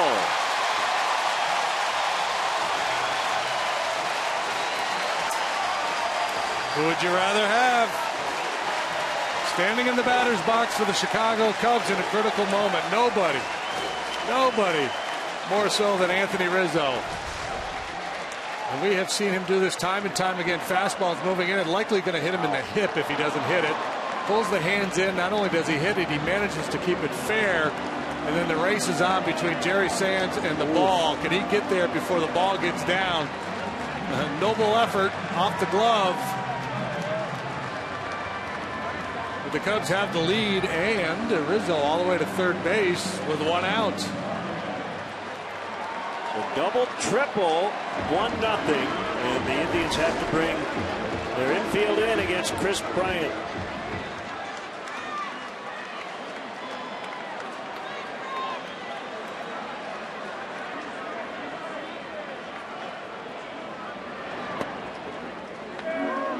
Ball strike.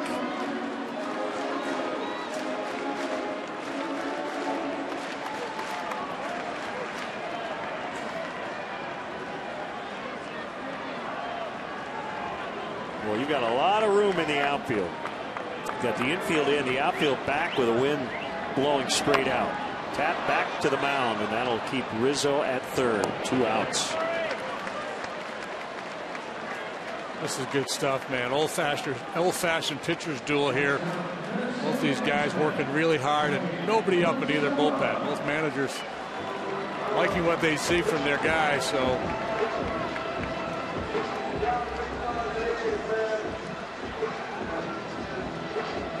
So far, at least, the manager's saying, it's your game, big guy.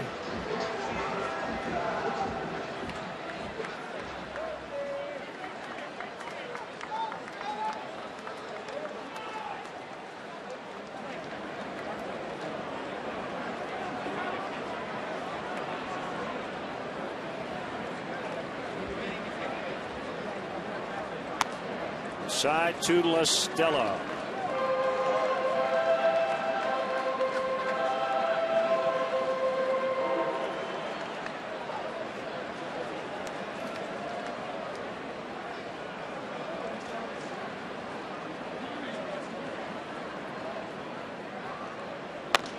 Way high, 2-0.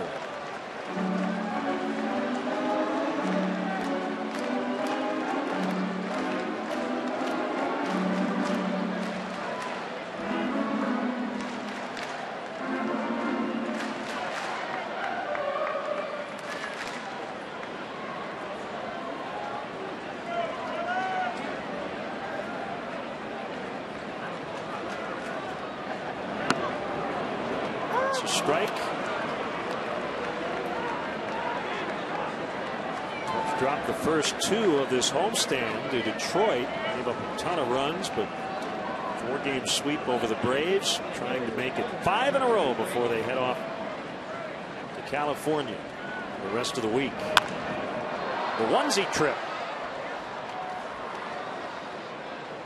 Yeah, the Cubs play Sunday night in L.A.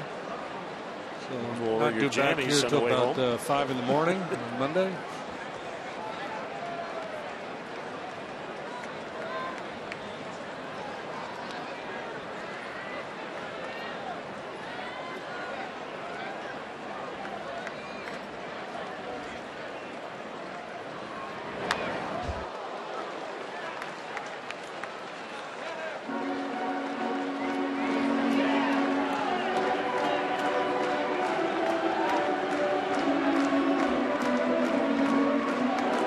Kluber retired the first 16 men he faced today.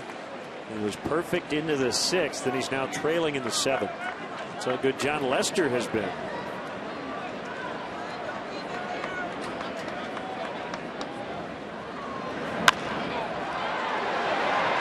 Kipnis will make the play, and that will end the inning. Go ahead RBI triple for an MVP candidate, Anthony Rizzo. It's 1-0 Cubs.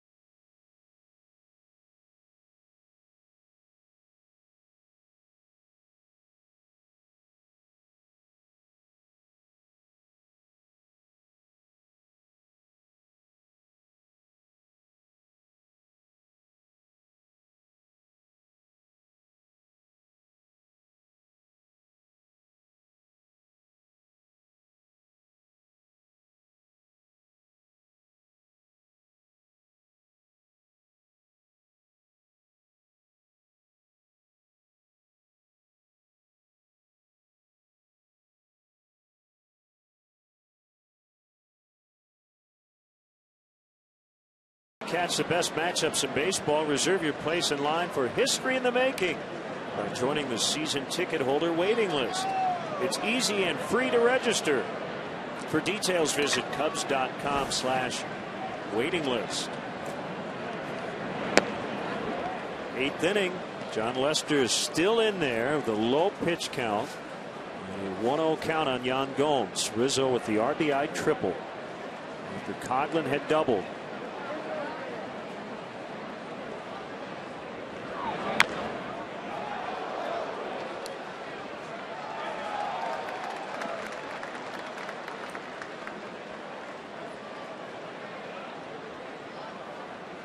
Gomes, Aviles, and Sands. All right-handed hitters do.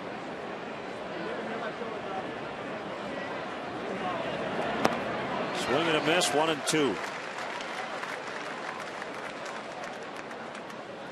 Zach McAllister's up in the Cleveland bullpen.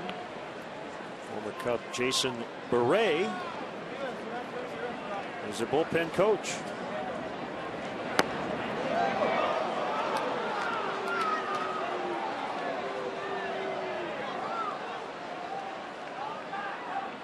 Jason, this way. Hello. Hey, there you go.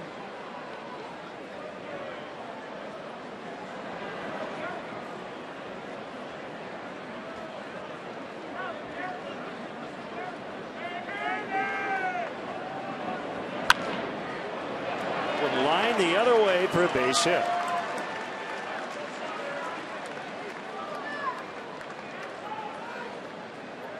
Gomes is aboard. We may have a pinch runner here. Terry Francona is looking down the dugout, and it will be Jose Ramirez, the aforementioned infielder, is now playing a little outfield. And Cubs forward upcoming schedule looks like this. WGN Sports tomorrow night, late night on the West Coast. Big series. Ford, America's best-selling brand, inviting you to go further in our fuel-efficient vehicles.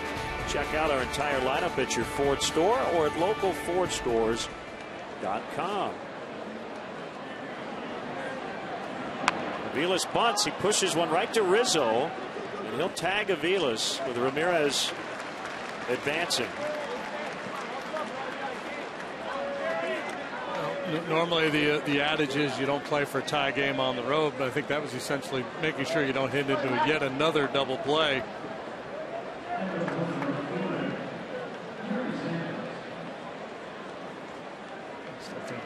You know, the one thing that Terry might regret after this ball game, if things don't turn in his favor, is trying to implement a little more of the running game earlier in this ball game.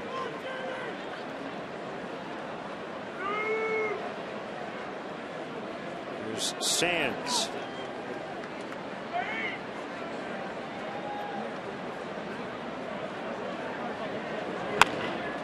Ground ball is short, and Ramirez quickly back to the bag as Castro makes the play to first. Another ground ball out. 12 times already this year, John Lester has pitched at least 7 innings and allowed 2 earned runs or fewer.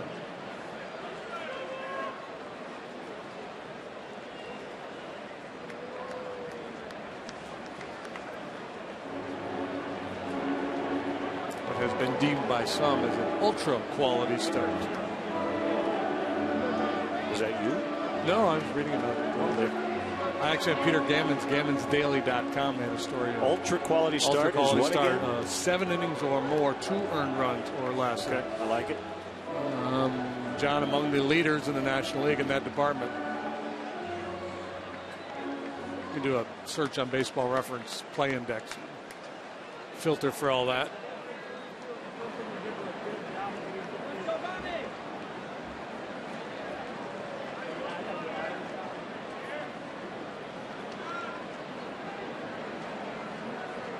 Urshela, the tying run at second and 2 outs. Strike 1.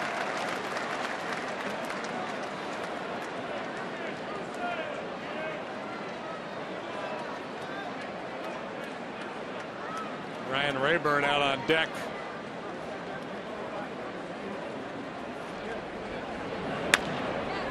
Castro again. Go to first. That's it. Indians done in the 8th. Cubs lead 1-0 late.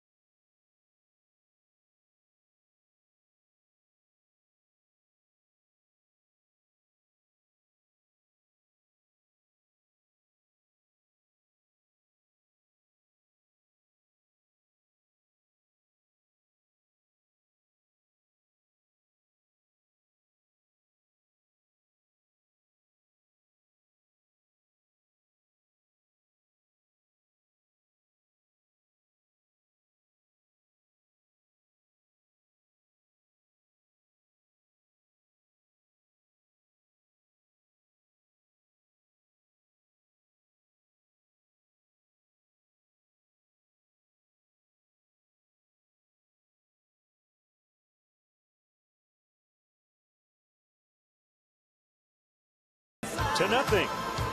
Starters have gone the distance. Roberto Perez takes over behind the plate after Gomes was lifted for a pinch runner. Corey Kluber will continue on. Cubs hoping he gets an 8-inning complete game loss. Strike on Starlin Castro. There is nobody up in the Cubs bullpen as John Lester threw 8 is at 83 pitches. Line shot into center. Castro starts the inning with a base hit.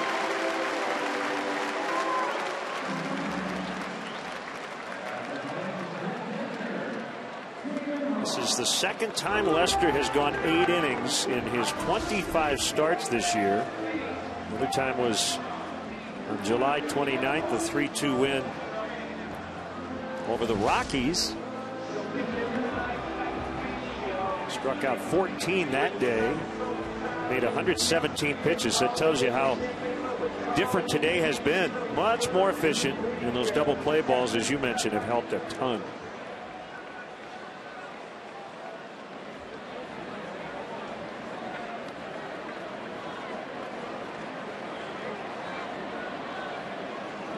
Now looking for a little insurance here in the 8th.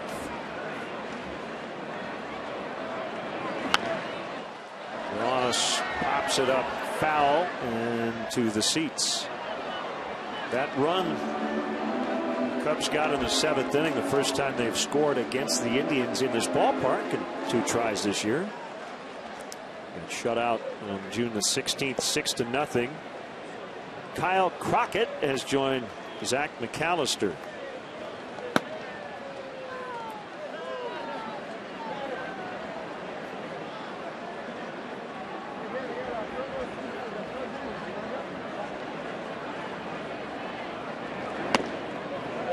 McAllister and Crockett. That sound like something out of Old Western. There was a relief pitcher a few years back named Daniel Boone. Dan Boone. Boone and Crockett on the same club.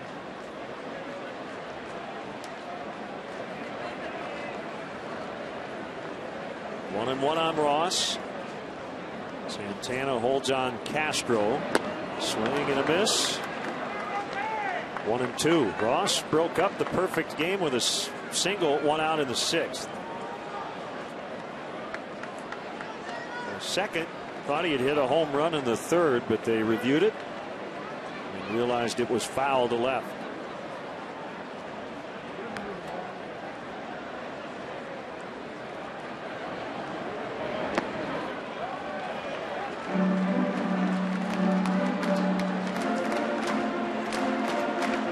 Kluber, the pace he's on, JD, he's going to reach 200 innings before we get to September. Yeah, 186 2/3 innings prior to this one today.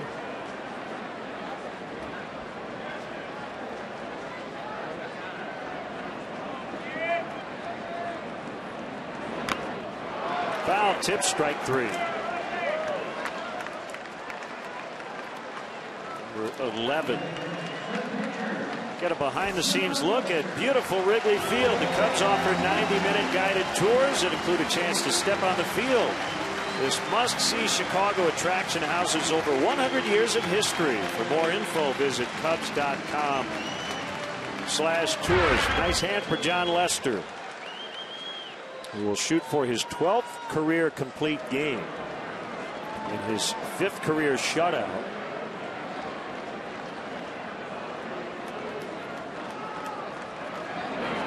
Squares to bunt, takes ball 1.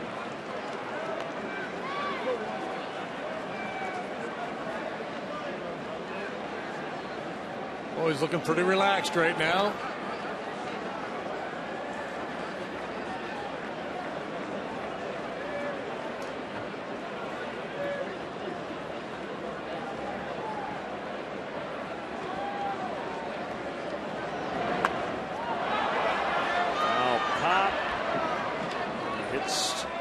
Bricks. Playing fantasy baseball, and MLB.TV serves up real-time highlights and pitch tracking info on your out-of-market fantasy players. Live or on demand on over 400 devices. Blackout and other restrictions do apply. Get MLB.TV today.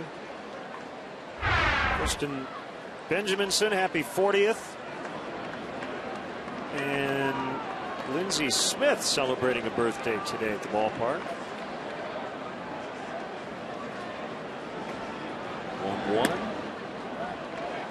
2-1 on Lester. We want to thank our great audio man in the truck, Frank Leone, and our great fans for helping us with our music selections on Make Up Monday.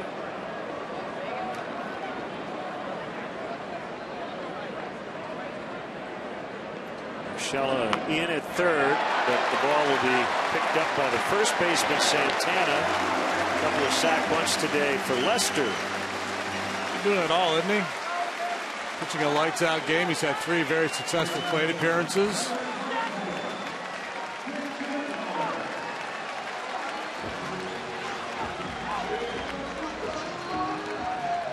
And now with 2 outs, Hector Rondon's going to start to loosen.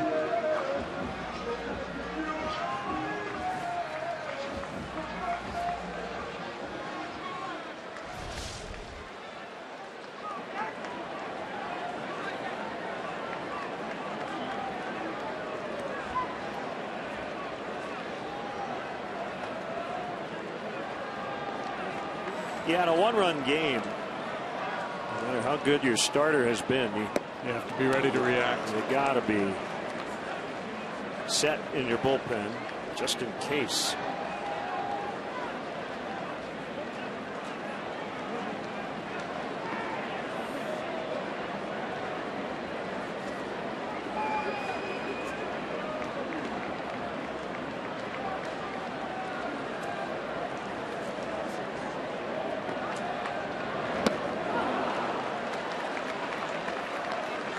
Interesting way to finish up a homestand that has featured a laser show every day. Yeah, this is kind of like seeing a 1-0 game at Coors Field. The way the wind is blowing out here today, this is the last thing you would expect given the conditions and given the starting pitchers. It's more understandable.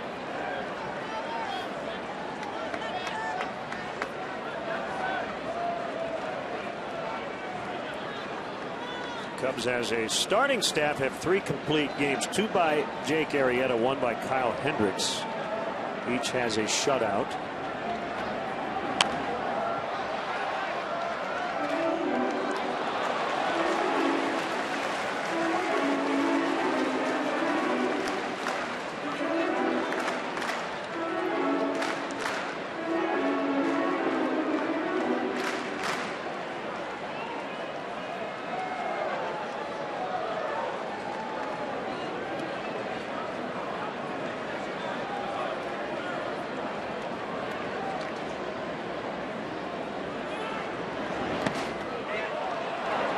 Astro will hold.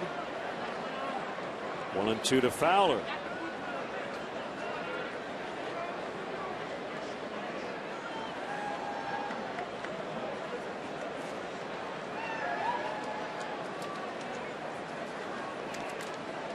This will be pitch number 120 for Kluber.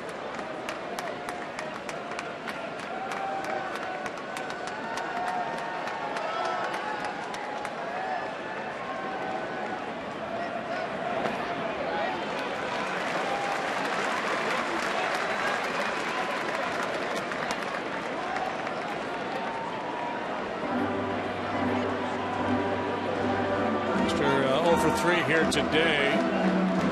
The 3 hits yesterday led the ballgame off a lot of the first with a home run. He has a .464 on base percentage since July 2nd. It's the second best in Major League Baseball in that time. Grind here for all the hitters today.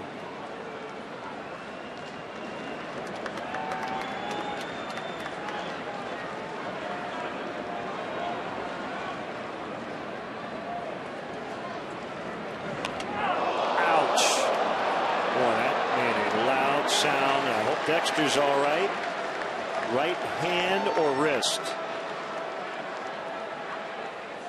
Cubs already put 2 guys on the DL today.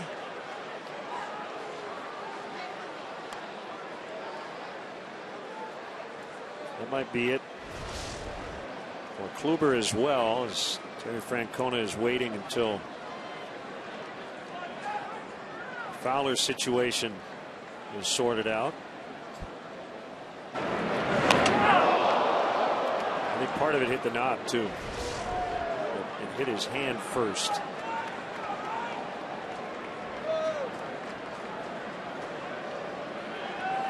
Yeah, I had to get a little bit of bat to make that sound, right? And that will be it for Kluber. First and second, 2 outs in the 8th. Cubs lead 1-0.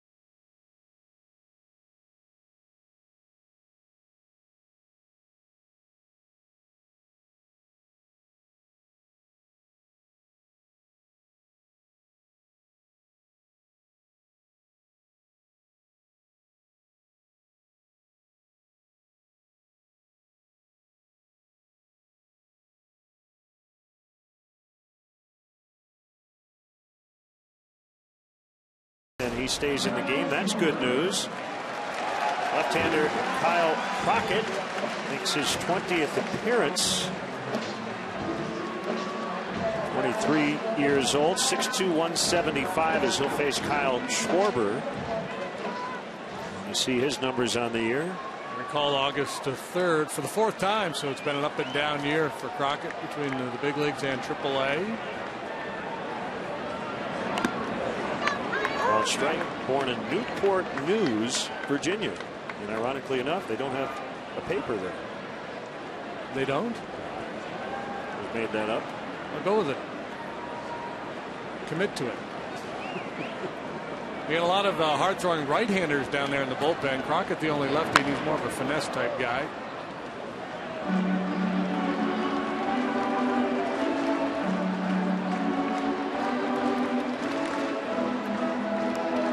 Fourth-round pick of the Indians, June of 2013. So he hasn't been at this for very long. Went to the University of Virginia.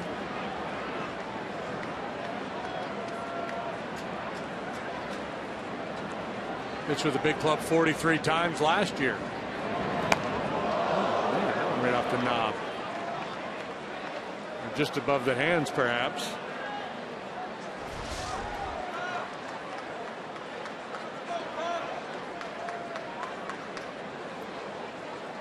Knobbage.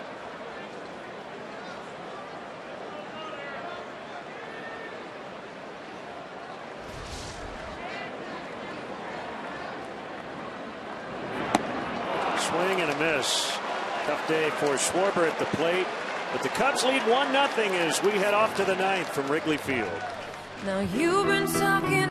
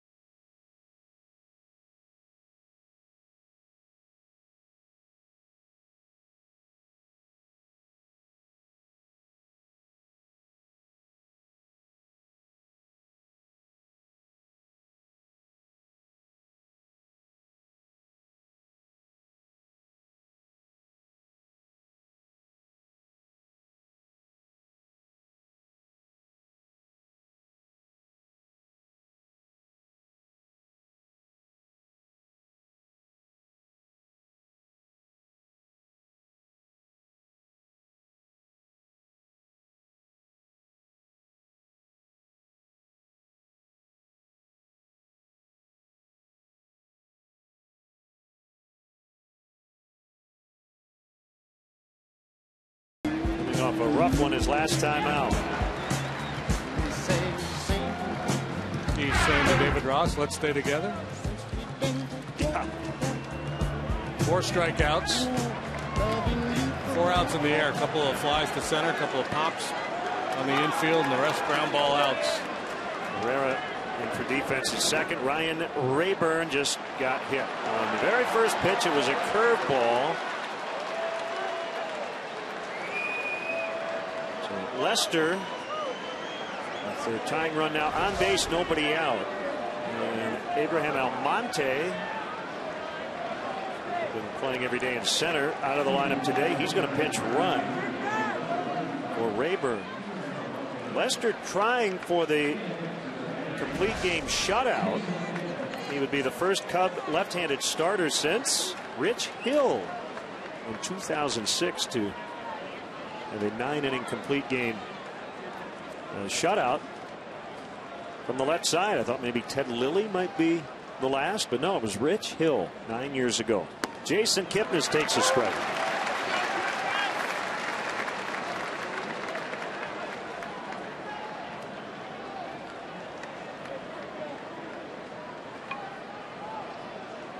Kipnis, left-handed hitter. Lindor on deck, a switch hitter, and then Brantley left to follow. Strike 2.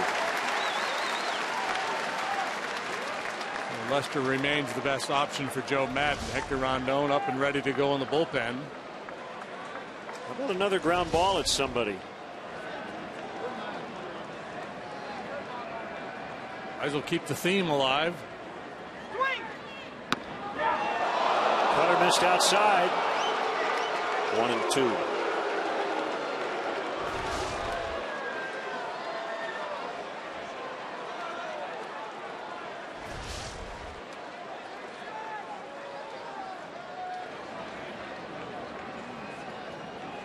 Short lead by Almonte. Swing and a miss, strike 3.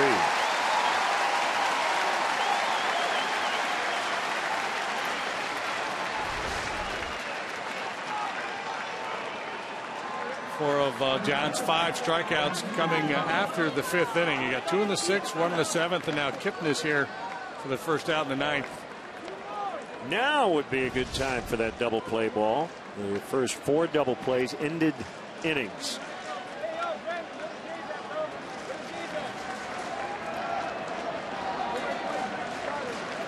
Turn one here would end the ball game. Tapped. Ross, no play. Goes back to second just to make sure Almonte hadn't gotten by the bag. Well, they got the ground ball, but not one anybody could do anything with. John Lester wanted no part of it. And Ross, by the time he got there, couldn't make a play. Normally this would be the pitcher's play, but John, with his difficulties thrown to the bases, decides to back off.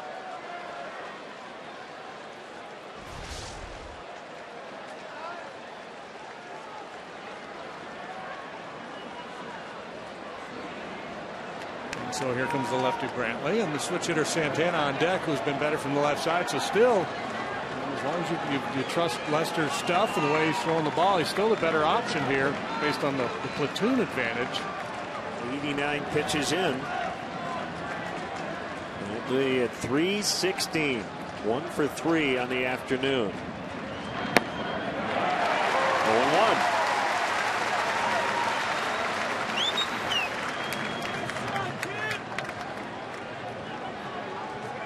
And make sure you leave your feet on the infield to knock the ball down. That's the tying run out there at second base.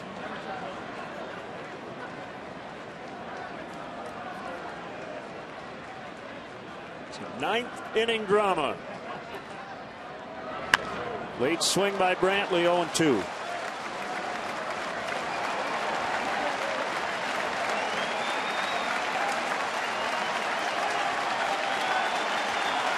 $36,283 in the ballpark today.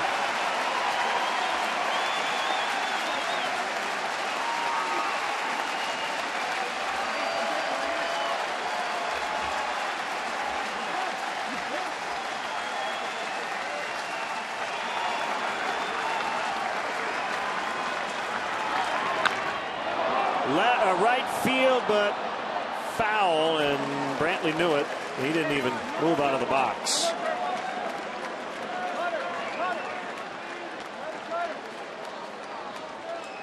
The wind is gusting to right.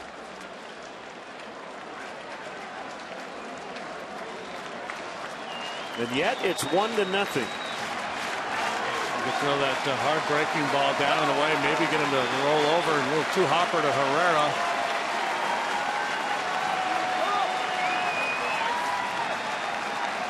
I might get it done.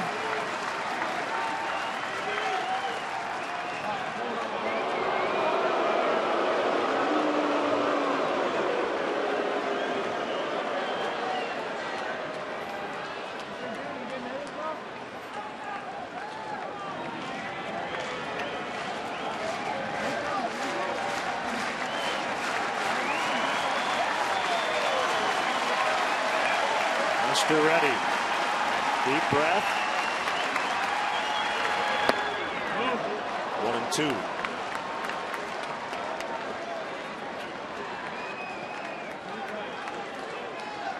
John looking to run his lifetime record against the Indians to 8-1.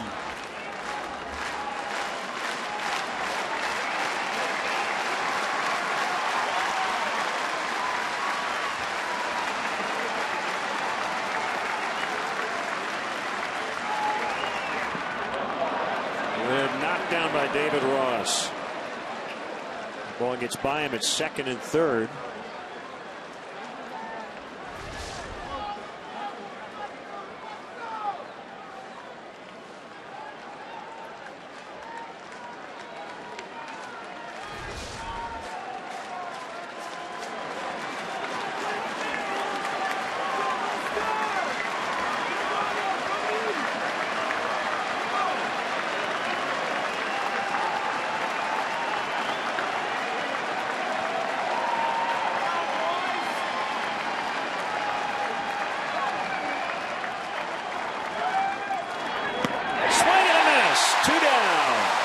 Talk about making a pitch.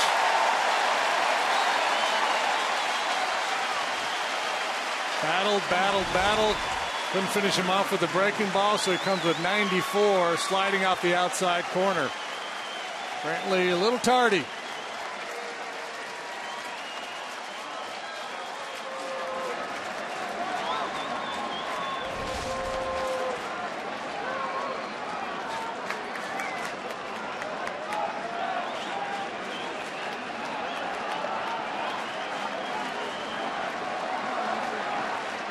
Santana hit by a pitch. He's bounced into 2 double plays. On the corner for strike 1.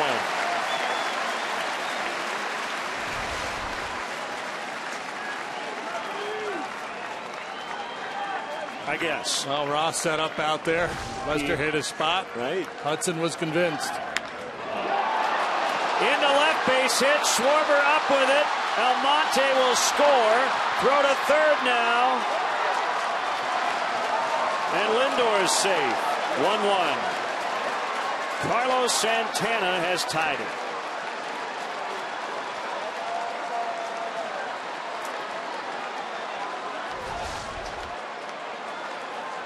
Well, backdoor breaking ball, and Santana does a real nice job staying on it. The front foot gets planted, the hands stay back. Schwarber trying to get off a throw in a hurry, mishandles, and that allows the advance to third base. Error on Schwarber, allowing Lindor to get to third. Oh, man. So close. Yeah. Beautiful job, though. What a job by Lester here this afternoon. Unfortunately for him, relegated to the role of cheerleader now for Rondon. A well-deserved ovation from these Cub fans. 1-1 in the ninth.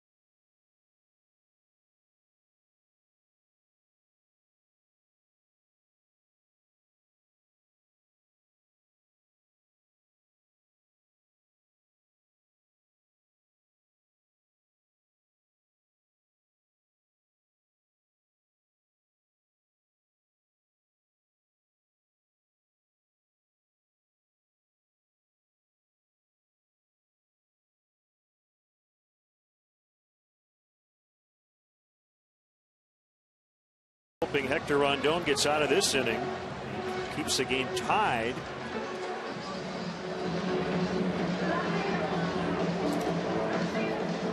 The Roberto Perez, a catcher. This will be his first plate appearance, and you see the sparkling numbers for Rondon. Rondon has been not just reliable but dominant for a good stretch now for the year. A 1.59 ERA, 23 saves, and 27 tries.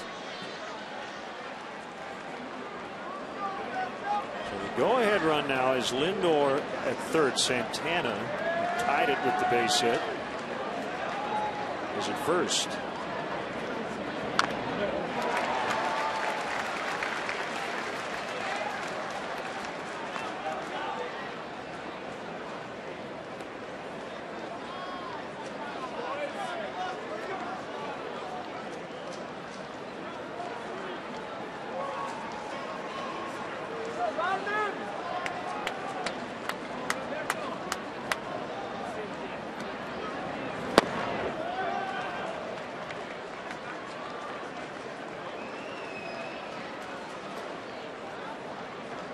Rondon got the save in game 3 of the Braves series. A 9-7 Cub win. Reached a scoreless ninth, 1-2-3 with just 6 pitches.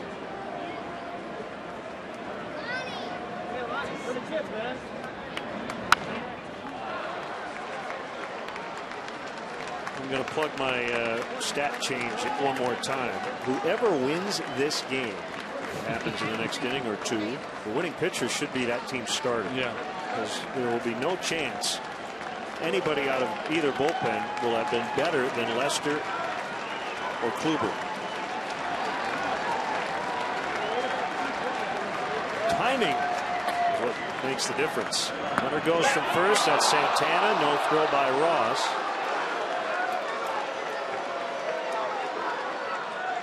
2-2 on Perez. Ross again setting up off that outside corner. A little slide piece from Rondon just off the edge.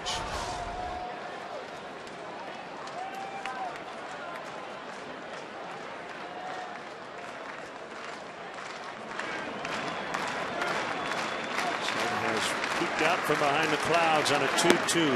It's full, 3-2. Times today, Marvin Hudson has been generous out there. It appeared to be outside. It was.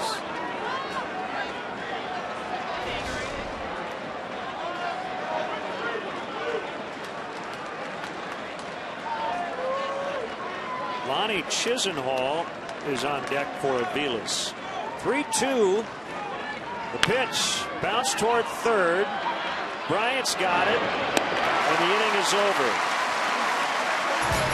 So the Cubs will try to win it when we come back. Hoglund, Rizzo, and Bryant, 1-1.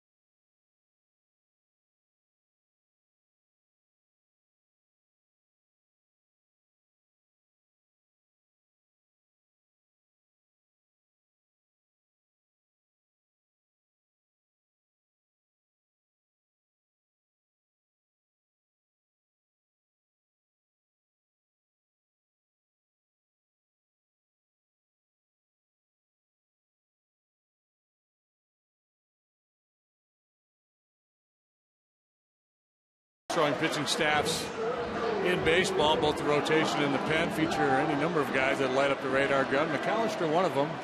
Mid to upper 90s fastball, slider, curve, and once in a great while a change.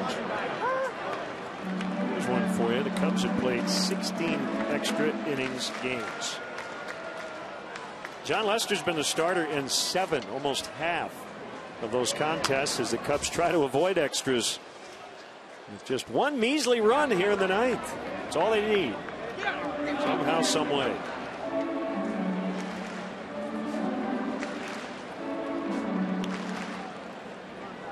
Crockett, the lefty's already been used, so McAllister must be Terry Francona's go-to righty against lefties. He's got Coughlin and then Rizzo. And it could prove to be a very dangerous situation for the right-hander. It's the 13th strikeout for Indians pitching. 11 by Kluber, Crockett, and McAllister each with 1, and that was just a hard ball right down the middle. I think McAllister would be trying to run that sinker down and away on Rizzo. Let's see here, left-handed hitters against McAllister, 265 with 1 home run.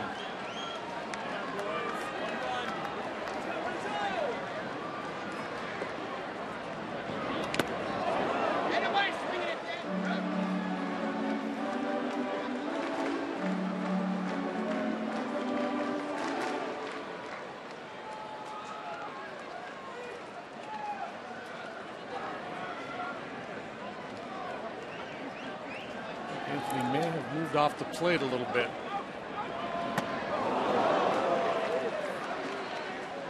One and one.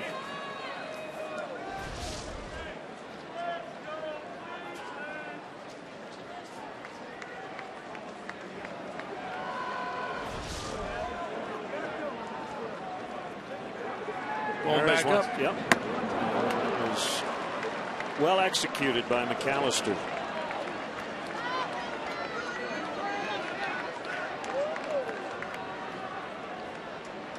One of those high risk, high reward pitches. You get a lot of swings and misses out there, up there.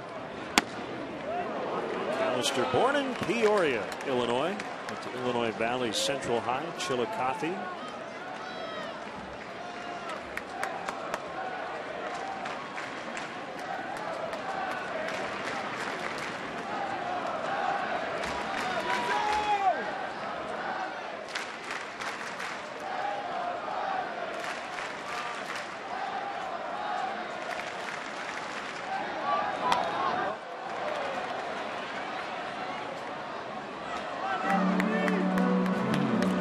To have a chat after that last pitch. And when you look in there, you see Anthony on top of the plate as a pitcher. You think, like, I got to jam him. I can't just work away. And Rizzo has proven to be so quick in there. It's a risky pitch. That's a two-seamer that's starting to leak back over the plate a little bit.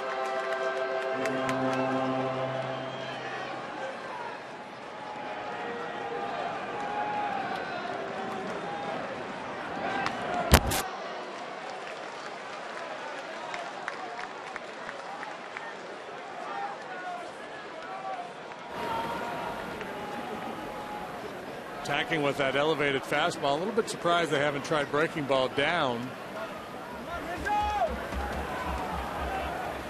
6'6" right-hander on a 2-2 to Rizzo. There's that pitch down. Didn't offer at it. 3-2.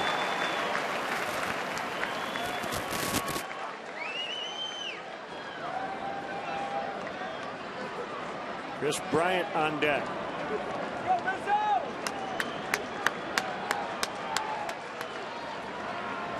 Comes. We'll do it again. Homestand that has featured so many long balls, it would be fitting for this game to end up and with a walk-off. Can't call it a bomb or a missile or a laser. What a home run. A four-bagger.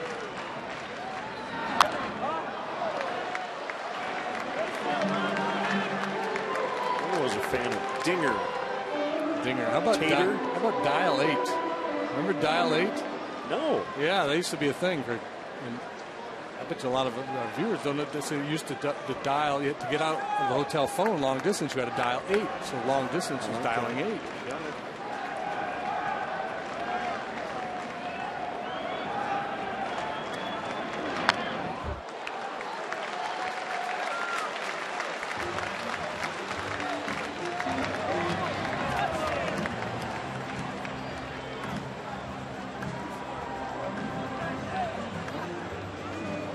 Clearly, they've done a pretty good job staying out of the happy zone. A couple shots way down low, and then everything else up above the hands.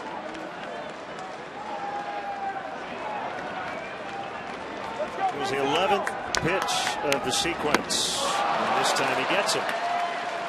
Can't say he didn't challenge him. Yeah, and that's on the ball down where Anthony can do some damage. He just beat him with 95. Good battle, ultimately won by McAllister.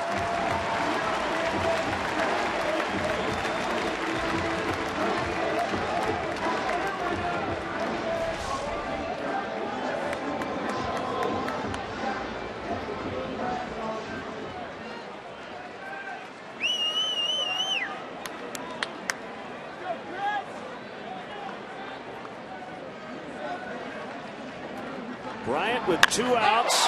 High fly ball out in the deep right. That ball is gone. Cubs win. Cubs win 2-1. He dialed 8. He did dial 8.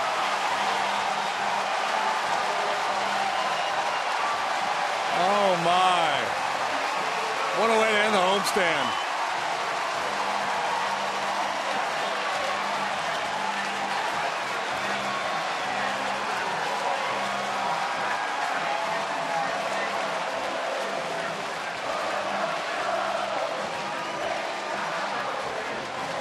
What a blast.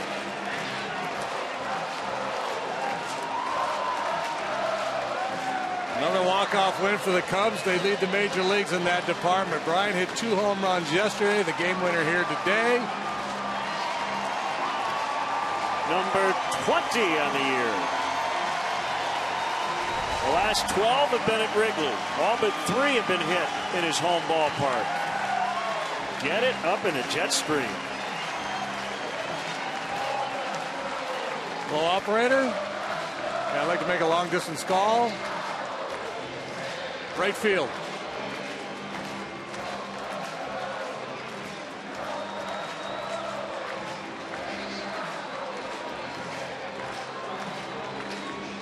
Look at Strope. A better feeling in the world. Hit a game-ending home run and becoming a daily occurrence. Chris Bryant on the field with us. Hi, Chris. Hey, that was fun. I was going to say, that's got to be the best feeling in the world to hit a game-ending home run. Yeah, it is. When are they going to dose me with this Gatorade? I'm just waiting for it. We'll let you know. Rossi's waiting. to duck. Yeah, he's putting his catcher's Yeah, mask on. they're going to go. So, hey, congratulations, man. What a great homestand. Big day for you yesterday, but you guys have been playing great baseball. Just give us a sense of the vibe down there and how things are going for you. Yeah, man, it's a lot of fun. I mean, John went out there, pitched his tail off. I'm sure he would have liked it a different way, but I'm glad that I could come through for him, come through for the team. There you go. Oh, hey, look out.